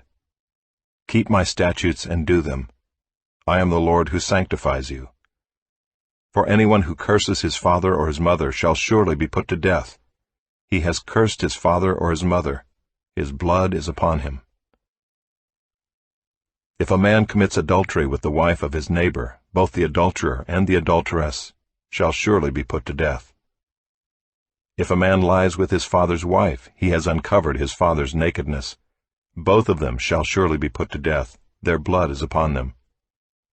If a man lies with his daughter-in-law, both of them shall surely be put to death. They have committed perversion. Their blood is upon them. If a man lies with a male as with a woman, both of them have committed an abomination.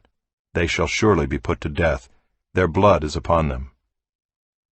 If a man takes a woman and her mother also, it is depravity. He and they shall be burned with fire, that there may be no depravity among you. If a man lies with an animal, he shall surely be put to death, and you shall kill the animal. If a woman approaches any animal and lies with it, you shall kill the woman and the animal.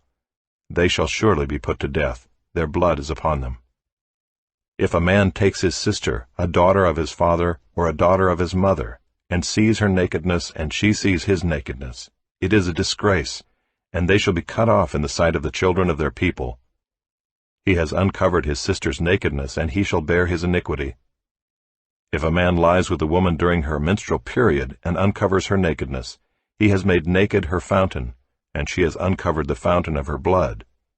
Both of them shall be cut off from among their people.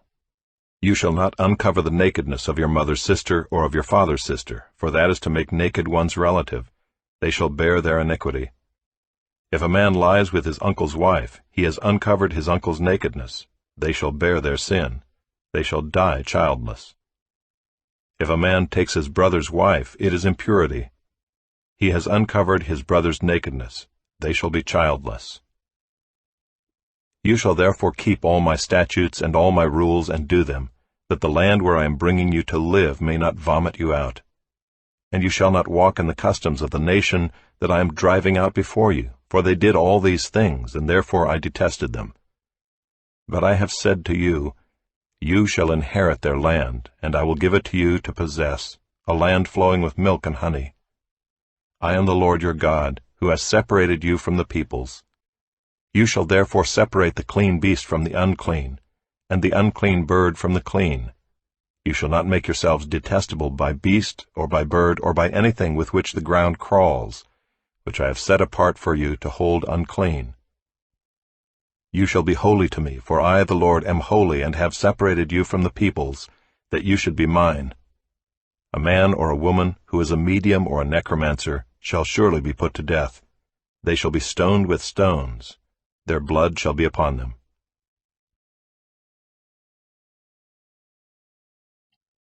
And the Lord said to Moses, Speak to the priests, the sons of Aaron, and say to them, No one shall make himself unclean for the dead among his people, except for his closest relatives, his mother, his father, his son, his daughter, his brother, or his virgin sister, who is near to him because she has had no husband. For her he may make himself unclean. He shall not make himself unclean as a husband among his people, and so profane himself. They shall not make bald patches on their heads, nor shave off the edges of their beards, nor make any cuts on their body. They shall be holy to their God, and not profane the name of their God. For they offer the Lord's food offerings, the bread of their God. Therefore they shall be holy. They shall not marry a prostitute or a woman who has been defiled. Neither shall they marry a woman divorced from her husband, for the priest is holy to his God. You shall sanctify him, for he offers the bread of your God. He shall be holy to you, for I, the Lord, who sanctify you, am holy. And the daughter of any priest, if she profanes herself by whoring, profanes her father, she shall be burned with fire. The priest who is chief among his brothers, on whose head the anointing oil is poured, and who has been consecrated to wear the garments, shall not let the hair of his head hang loose, nor tear his clothes. He shall not go into any dead bodies, nor make himself unclean, even for his father or for his mother. He shall not go out of the sanctuary, lest he profane the sanctuary of his God, for the consecration of the anointing oil of his God is on him. I am the Lord. And he shall take a wife in her virginity, a widow, or a divorced woman, or a woman who has been defiled, or a prostitute, these he shall not marry. But he shall take as his wife a virgin of his own people, that he may not profane his offspring among his people. For I am the Lord who sanctifies him. And the Lord spoke to Moses, saying, Speak to Aaron, saying, None of your offspring throughout their generations who has a blemish may approach to offer the bread of his God. For no one who has a blemish shall draw near, a man blind or lame, or one who has a mutilated face, or a limb too long, or a man who has an injured foot, or an injured hand, or a hunchback, or a dwarf, or a man with a defect in his sight, or an itching disease, or scabs, or crushed testicles. No man of the offspring of Aaron the priest who has a blemish shall come near to offer the Lord's food offerings. Since he has a blemish, he shall not come near to offer the bread of his God. He may eat the bread of his God, both of the most holy and of the holy things, but he shall not go through the veil or approach the altar, because he has a blemish, that he may not profane my sanctuaries. for I am the Lord who sanctifies them." So Moses spoke to Aaron and to his sons and to all the people of Israel.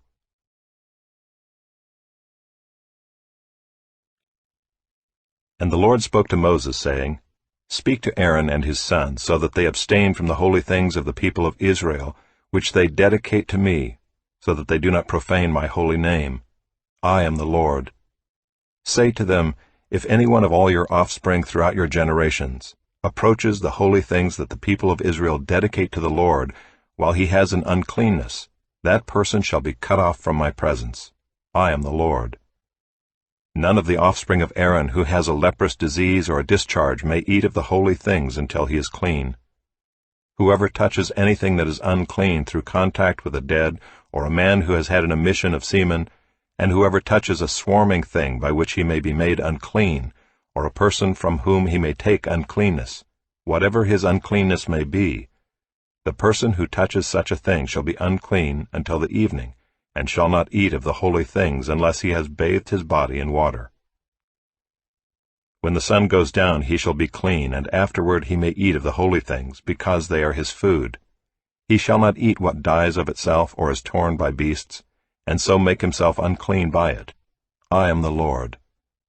They shall therefore keep my charge, lest they bear sin for it and die thereby when they profane it. I am the Lord who sanctifies them. A lay person shall not eat of a holy thing. No foreign guest of the priest or hired servant shall eat of a holy thing. But if a priest buys a slave as his property for money, the slave may eat of it, and anyone born in his house may eat of his food. If a priest's daughter marries a layman, she shall not eat of the contribution of the holy things. But if a priest's daughter is widowed or divorced and has no child, and returns to her father's house, as in her youth, she may eat of her father's food, yet no lay person shall eat of it. And if anyone eats of a holy thing unintentionally, he shall add the fifth of its value to it and give the holy thing to the priest. They shall not profane the holy things of the people of Israel, which they contribute to the Lord, and so cause them to bear iniquity and guilt by eating their holy things. For I am the Lord who sanctifies them. And the Lord spoke to Moses, saying, Speak to Aaron and his sons and all the people of Israel, and say to them, When any one of the house of Israel or of the sojourners in Israel presents a burnt offering as his offering, for any of their vows or freewill offerings that they offer to the Lord, if it is to be accepted for you, it shall be a male without blemish, of the bulls or the sheep or the goats. You shall not offer anything that has a blemish, for it will not be acceptable for you. And when anyone offers a sacrifice of peace offerings to the Lord, to fulfill a vow or as a freewill offering from the herd or from the flock, to be accepted it must be perfect. There shall be no blemish in it. Animals blind or disabled or mutilated, or having a discharge or an itch or scabs, you shall not offer to the Lord or give them to the Lord as a food offering on the altar. You may present a bull or a lamb that has a part too long or too short for a free will offering, but for a vow offering it cannot be accepted. Any animal that has its testicles bruised or crushed or torn or cut you shall not offer to the Lord. You shall not do it within your land, neither shall you offer as the bread of your God any such animals gotten from a foreigner. Since there is a blemish in them because of their mutilation, they will not be accepted for you. And the Lord spoke to Moses, saying, When an ox or sheep or goat is born, it shall remain 7 days with its mother, and from the 8th day on it shall be acceptable as a food offering to the Lord. But you shall not kill an ox or a sheep and her young in 1 day. And when you sacrifice a sacrifice of thanksgiving to the Lord, you shall sacrifice it so that you may be accepted. It shall be eaten on the same day. You shall leave none of it until morning. I am the Lord. So you shall keep my commandments and do them. I am the Lord. And you shall not profane my holy name, that I may be sanctified among the people of Israel. I am the Lord who sanctifies you, who brought you out of the land of Egypt to be your God. I am the Lord. The Lord spoke to Moses, saying, Speak to the people of Israel and say to them, These are the appointed feasts of the Lord that you shall proclaim as holy convocations. They are my appointed feasts. 6 days shall work be done, but on the 7th day is a Sabbath of solemn rest, a holy convocation. You shall do no work. It is a Sabbath to the Lord in all your dwelling places. These are the appointed feasts of the Lord, the holy convocations which you shall proclaim at the time appointed for them. In the 1st month, on the 14th day of the month at twilight, is the Lord's Passover, and on the 15th day of the same month is the feast of unleavened bread to the Lord. For 7 days you shall eat unleavened bread. On the 1st day you shall have a holy convocation. You shall not do any ordinary work, but you shall present a food offering to the Lord for 7 days. On the 7th day is a holy convocation. You shall not do any ordinary work. And the Lord spoke to Moses, saying, Speak to the people of Israel, and say to them, When you come into the land that I give you and reap its harvest, you shall bring the sheaf of the firstfruits of your harvest to the priest, and he shall wave the sheaf before the Lord, so that you may be accepted. On the day after the Sabbath the priest shall wave it, and on the day when you wave the sheaf you shall offer a male lamb a year old without blemish as a burnt offering to the Lord. And the grain offering with it shall be 2/10 of an ephah of fine flour mixed with oil, a food offering to the Lord with a pleasing aroma, and the drink offering with it shall be of wine, 1/4 of a hin. And you shall eat neither bread nor grain, parched or fresh, until this same day, until you have brought the offering of your God. It is a statute forever throughout your generations in all your dwellings. You shall count 7 full weeks from the day after the Sabbath, from the day that you brought the sheaf of the wave offering. You shall count 50 days to the day after the 7th Sabbath. Then you shall present a grain offering of new grain to the Lord. You shall bring from your dwelling places 2 loaves of bread to be waved, made of 2/10 of an ephah. They shall be of fine flour, and they shall be baked with leaven as firstfruits to the Lord. And you shall present with the bread 7 lambs a year old without blemish, and 1 bull from the herd, and 2 rams. They shall be a burnt offering to the Lord with their grain offering and their drink offerings, a food offering with a pleasing aroma to the Lord. And you shall offer 1 male goat for a sin offering, and 2 male lambs a year old as a sacrifice of peace offerings.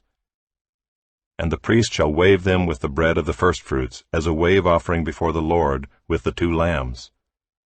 They shall be holy to the Lord for the priest. And you shall make proclamation on the same day. You shall hold a holy convocation. You shall not do any ordinary work.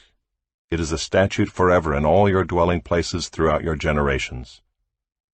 And when you reap the harvest of your land, you shall not reap your field right up to its edge, nor shall you gather the gleanings after your harvest. You shall leave them for the poor and for the sojourner. I am the Lord your God. And the Lord spoke to Moses, saying, Speak to the people of Israel, saying, In the 7th month, on the 1st day of the month, you shall observe a day of solemn rest, a memorial proclaimed with blast of trumpets, a holy convocation. You shall not do any ordinary work, and you shall present a food offering to the Lord. And the Lord spoke to Moses, saying, Now on the 10th day of this 7th month is the Day of Atonement. It shall be for you a time of holy convocation, and you shall afflict yourselves and present a food offering to the Lord.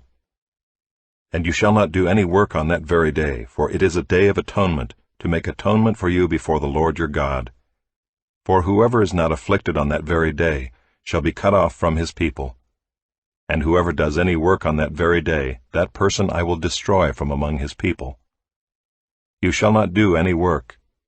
It is a statute forever throughout your generations in all your dwelling places. It shall be to you a Sabbath of solemn rest, and you shall afflict yourselves.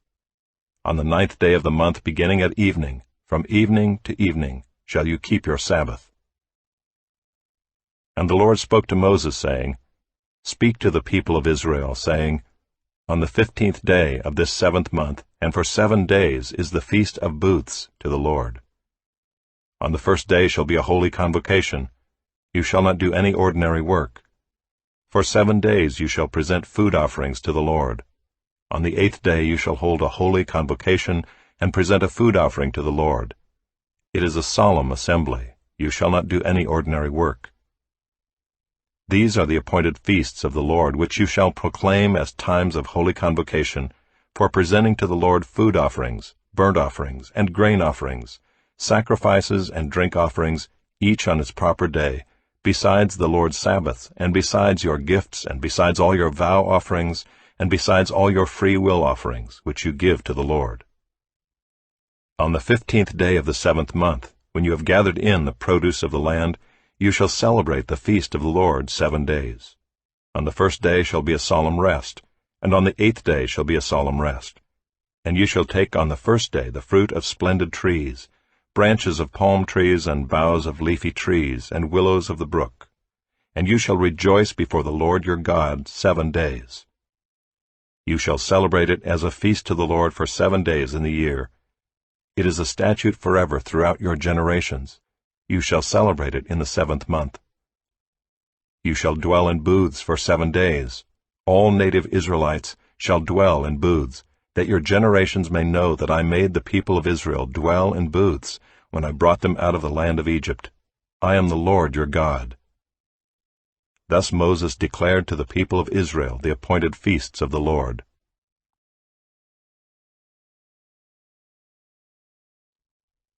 The Lord spoke to Moses, saying, Command the people of Israel to bring you pure oil from beaten olives for the lamp, that a light may be kept burning regularly. Outside the veil of the testimony in the tent of meeting, Aaron shall arrange it from evening to morning before the Lord regularly. It shall be a statute forever throughout your generations. He shall arrange the lamps on the lampstand of pure gold before the Lord regularly. You shall take fine flour and bake 12 loaves from it. 2/10 of an ephah shall be in each loaf. And you shall set them in 2 piles, 6 in a pile, on the table of pure gold before the Lord. And you shall put pure frankincense on each pile, that it may go with the bread as a memorial portion, as a food offering to the Lord. Every Sabbath day Aaron shall arrange it before the Lord regularly. It is from the people of Israel as a covenant forever. And it shall be for Aaron and his sons, and they shall eat it in a holy place, since it is for him a most holy portion out of the Lord's food offerings, a perpetual due. Now an Israelite woman's son, whose father was an Egyptian, went out among the people of Israel. And the Israelite woman's son and a man of Israel fought in the camp, and the Israelite woman's son blasphemed the name and cursed. Then they brought him to Moses. His mother's name was Shelomith, the daughter of Dibri, of the tribe of Dan. And they put him in custody till the will of the Lord should be clear to them. Then the Lord spoke to Moses, saying, Bring out of the camp the one who cursed, and let all who heard him lay their hands on his head, and let all the congregation stone him. And speak to the people of Israel, saying, Whoever curses his God shall bear his sin. Whoever blasphemes the name of the Lord shall surely be put to death. All the congregation shall stone him. The sojourner as well as the native, when he blasphemes the name, shall be put to death. Whoever takes a human life shall surely be put to death. Whoever takes an animal's life shall make it good, life for life. If anyone injures his neighbor, as he has done, it shall be done to him, fracture for fracture, eye for eye, tooth for tooth. Whatever injury he has given a person shall be given to him. Whoever kills an animal shall make it good, and whoever kills a person shall be put to death.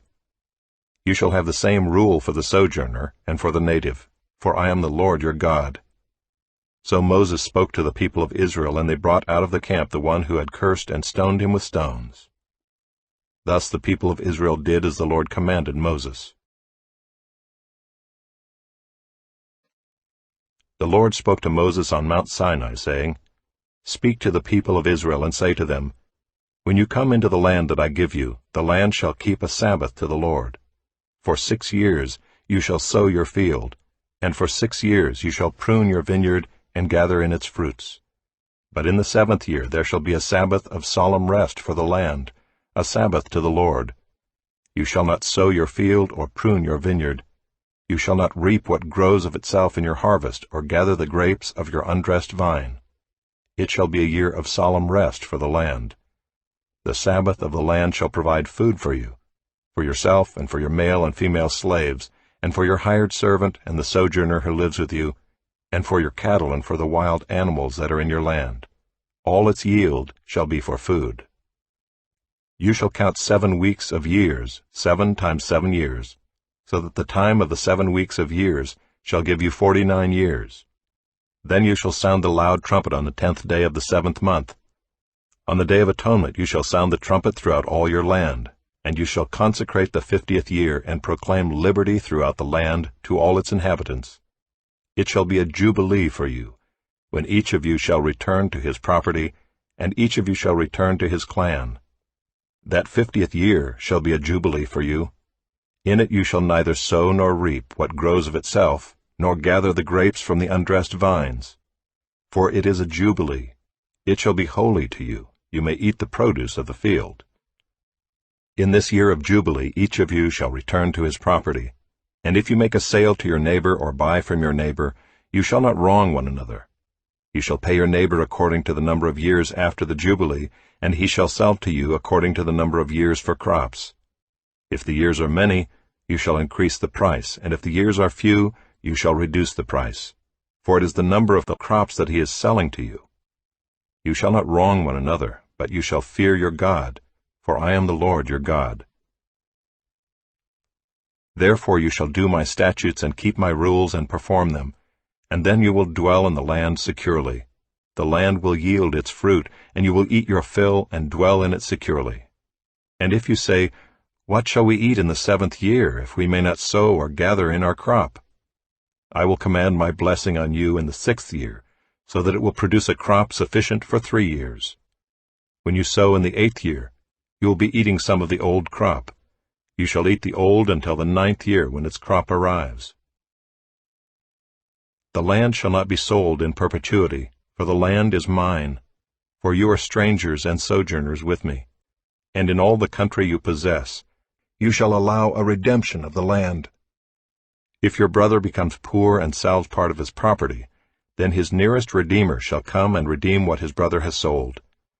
If a man has no one to redeem it, and then himself becomes prosperous and finds sufficient means to redeem it, let him calculate the years since he sold it and pay back the balance to the man to whom he sold it, and then return to his property.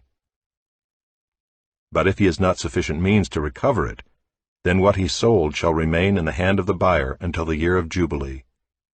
In the Jubilee it shall be released, and he shall return to his property. If a man sells a dwelling house in a walled city, he may redeem it within a year of its sale. For a full year he shall have the right of redemption. If it is not redeemed within a full year, then the house in the walled city shall belong in perpetuity to the buyer throughout his generations. It shall not be released in the Jubilee. But the houses of the villages that have no wall around them shall be classified with the fields of the land. They may be redeemed, and they shall be released in the Jubilee. As for the cities of the Levites may redeem at any time the houses and the cities they possess. And if one of the Levites exercises his right of redemption, then the house that was sold in a city they possess shall be released in the Jubilee. For the houses and the cities of the Levites are their possession among the people of Israel. But the fields of pasture land belonging to their cities may not be sold, for that is their possession forever. If your brother becomes poor and cannot maintain himself with you, you shall support him as though he were a stranger and a sojourner, and he shall live with you. Take no interest from him or profit, but fear your God, that your brother may live beside you. You shall not lend him your money at interest, nor give him your food for profit. I am the Lord your God, who brought you out of the land of Egypt, to give you the land of Canaan, and to be your God. If your brother becomes poor beside you and sells himself to you, you shall not make him serve as a slave.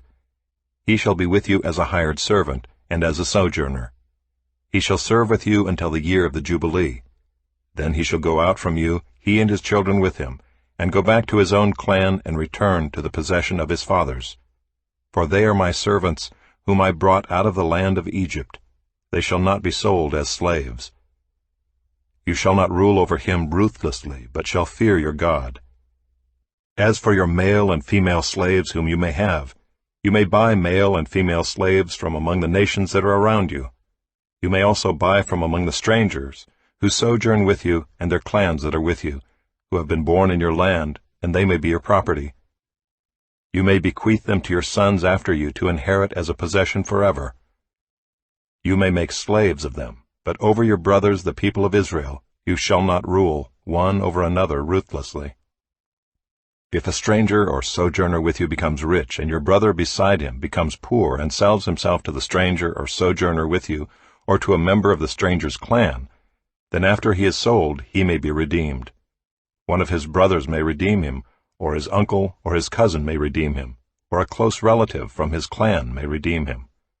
Or if he grows rich, he may redeem himself. He shall calculate with his buyer from the year when he sold himself to him until the year of Jubilee, and the price of his sale shall vary with the number of years. The time he was with his owner shall be rated as the time of a hired servant. If there are still many years left, he shall pay proportionately for his redemption some of his sale price. If there remain but a few years until the year of Jubilee, he shall calculate and pay for his redemption in proportion to his years of service. He shall treat him as a servant hired year by year. He shall not rule ruthlessly over him in your sight. And if he is not redeemed by these means, then he and his children with him shall be released in the year of Jubilee. For it is to me that the people of Israel are servants. They are my servants whom I brought out of the land of Egypt.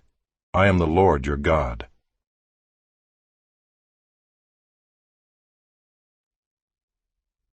You shall not make idols for yourselves, or erect an image or pillar, and you shall not set up a figured stone in your land to bow down to it, for I am the Lord your God. You shall keep my Sabbaths and reverence my sanctuary. I am the Lord. If you walk in my statutes and observe my commandments and do them, then I will give you your rains in their season, and the land shall yield its increase, and the trees of the field shall yield their fruit. Your threshing shall last to the time of the grape harvest, and the grape harvest shall last to the time for sowing, and you shall eat your bread to the full and dwell in your land securely. I will give peace in the land, and you shall lie down, and none shall make you afraid. And I will remove harmful beasts from the land, and the sword shall not go through your land. You shall chase your enemies, and they shall fall before you by the sword. 5 of you shall chase 100, and 100 of you shall chase 10,000, and your enemies shall fall before you by the sword. I will turn to you and make you fruitful and multiply you, and will confirm my covenant with you. You shall eat old store long kept, and you shall clear out the old to make way for the new. I will make my dwelling among you, and my soul shall not abhor you. And I will walk among you, and will be your God, and you shall be my people. I am the Lord your God, who brought you out of the land of Egypt, that you should not be their slaves. And I have broken the bars of your yoke, and made you walk erect. But if you will not listen to me, and will not do all these commandments, if you spurn my statutes, and if your soul abhors my rules, so that you will not do all my commandments, but break my covenant, then I will do this to you. I will visit you with panic, with wasting disease and fever that consume the eyes and make the heart ache. And you shall sow your seed in vain, for your enemies shall eat it. I will set my face against you, and you shall be struck down before your enemies. Those who hate you shall rule over you, and you shall flee when none pursues you. And if in spite of this you will not listen to me, then I will discipline you again 7-fold for your sins, and I will break the pride of your power, and I will make your heavens like iron and your earth like bronze. And your strength shall be spent in vain, for your land shall not yield its increase, and the trees of the land shall not yield their fruit. Then if you walk contrary to me and will not listen to me, I will continue striking you 7-fold for your sins. And I will let loose the wild beasts against you, which shall bereave you of your children, and destroy your livestock, and make you few in number, so that your roads shall be deserted. And if by this discipline you are not turned to me, but walk contrary to me, then I also will walk contrary to you, and I myself will strike you 7-fold for your sins, and I will bring a sword upon you, that shall execute vengeance for the covenant. And if you gather within your cities, I will send pestilence among you, and you shall be delivered into the hand of the enemy.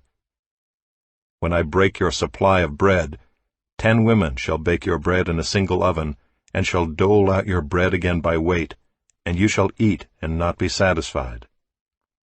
But if in spite of this you will not listen to me, but walk contrary to me, then I will walk contrary to you in fury, and I myself will discipline you 7-fold for your sins. You shall eat the flesh of your sons, and you shall eat the flesh of your daughters.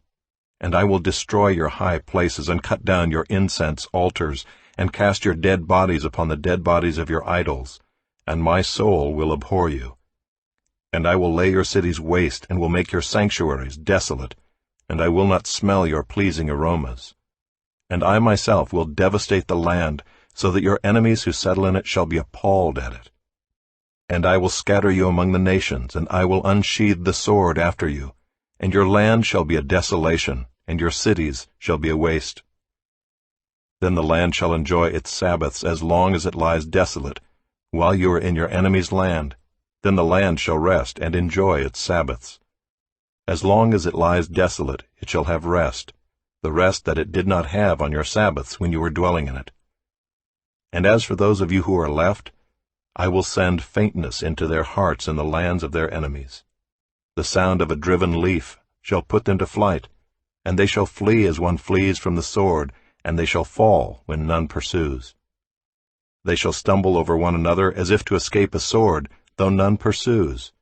And you shall have no power to stand before your enemies. And you shall perish among the nations, and the land of your enemies shall eat you up. And those of you who are left shall rot away in your enemies' lands because of their iniquity, and also because of the iniquities of their fathers, they shall rot away like them. But if they confess their iniquity and the iniquity of their fathers in their treachery that they committed against me, and also in walking contrary to me, so that I walked contrary to them and brought them into the land of their enemies, if then their uncircumcised heart is humbled, and they make amends for their iniquity, then I will remember my covenant with Jacob, and I will remember my covenant with Isaac, and my covenant with Abraham, and I will remember the land. But the land shall be abandoned by them, and enjoy its Sabbaths, while it lies desolate without them. And they shall make amends for their iniquity, because they spurned my rules, and their soul abhorred my statutes. Yet for all that, when they are in the land of their enemies, I will not spurn them, neither will I abhor them so as to destroy them utterly and break my covenant with them, for I am the Lord their God. But I will for their sake remember the covenant with their forefathers, whom I brought out of the land of Egypt in the sight of the nations, that I might be their God. I am the Lord. These are the statutes and rules and laws that the Lord made between himself and the people of Israel through Moses on Mount Sinai. The Lord spoke to Moses, saying, Speak to the people of Israel and say to them, If anyone makes a special vow to the Lord involving the valuation of persons, then the valuation of a male from 20 years old up to 60 years old shall be 50 shekels of silver, according to the shekel of the sanctuary. If the person is a female, the valuation shall be 30 shekels. If the person is from 5 years old up to 20 years old, the valuation shall be for a male 20 shekels, and for a female 10 shekels. If the person is from a month old up to 5 years old, the valuation shall be for a male 5 shekels of silver, and for a female the valuation shall be 3 shekels of silver. And if the person is 60 years old or over, then the valuation for a male shall be 15 shekels, and for a female 10 shekels. And if someone is too poor to pay the valuation, then he shall be made to stand before the priest, and the priest shall value him. The priest shall value him according to what the vower can afford. If the vow is an animal that may be offered as an offering to the Lord, all of it that he gives to the Lord is holy. He shall not exchange it, or make a substitute for it, good for bad, or bad for good. And if he does in fact substitute one animal for another, then both it and the substitute shall be holy. And if it is any unclean animal that may not be offered as an offering to the Lord, then he shall stand the animal before the priest, and the priest shall value it as either good or bad, as the priest values it, so it shall be. But if he wishes to redeem it, he shall add a fifth to the valuation. When a man dedicates his house as a holy gift to the Lord, the priest shall value it as either good or bad, as the priest values it, so it shall stand. And if the donor wishes to redeem his house, he shall add a fifth to the valuation price, and it shall be his. If a man dedicates to the Lord part of the land that is his possession, then the valuation shall be in proportion to its seed. A homer of barley seed shall be valued at 50 shekels of silver. If he dedicates his field from the year of Jubilee, the valuation shall stand. But if he dedicates his field after the Jubilee, then the priest shall calculate the price according to the years that remain until the year of Jubilee, and a deduction shall be made from the valuation. And if he who dedicates the field wishes to redeem it, then he shall add a fifth to its valuation price, and it shall remain his. But if he does not wish to redeem the field, or if he has sold the field to another man, it shall not be redeemed any more. But the field, when it is released in the Jubilee, shall be a holy gift to the Lord, like a field that has been devoted. The priest shall be in possession of it. If he dedicates to the Lord a field that he has bought, which is not a part of his possession, then the priest shall calculate the amount of the valuation for it up to the year of Jubilee, and the man shall give the valuation on that day as a holy gift to the Lord. In the year of Jubilee the field shall return to him from whom it was bought, to whom the land belongs as a possession. Every valuation shall be according to the shekel of the sanctuary. 20 gerahs shall make a shekel. But a firstborn of animals which as a firstborn belongs to the Lord, no man may dedicate, whether ox or sheep, it is the Lord's. And if it is an unclean animal, then he shall buy it back at the valuation, and add a fifth to it, or if it is not redeemed, it shall be sold at the valuation. But no devoted thing that a man devotes to the Lord, of anything that he has, whether man or beast, or of his inherited field, shall be sold or redeemed. Every devoted thing is most holy to the Lord. No one devoted who is to be devoted for destruction from mankind shall be ransomed, he shall surely be put to death. Every tithe of the land, whether of the seed of the land or of the fruit of the trees, is the Lord's. It is holy to the Lord. If a man wishes to redeem some of his tithe, he shall add a fifth to it. And every tithe of herds and flocks, every 10th animal of all that pass under the herdsman's staff, shall be holy to the Lord. One shall not differentiate between good or bad, neither shall he make a substitute for it. And if he does substitute for it, then both it and the substitute shall be holy. It shall not be redeemed. These are the commandments that the Lord commanded Moses for the people of Israel on Mount Sinai.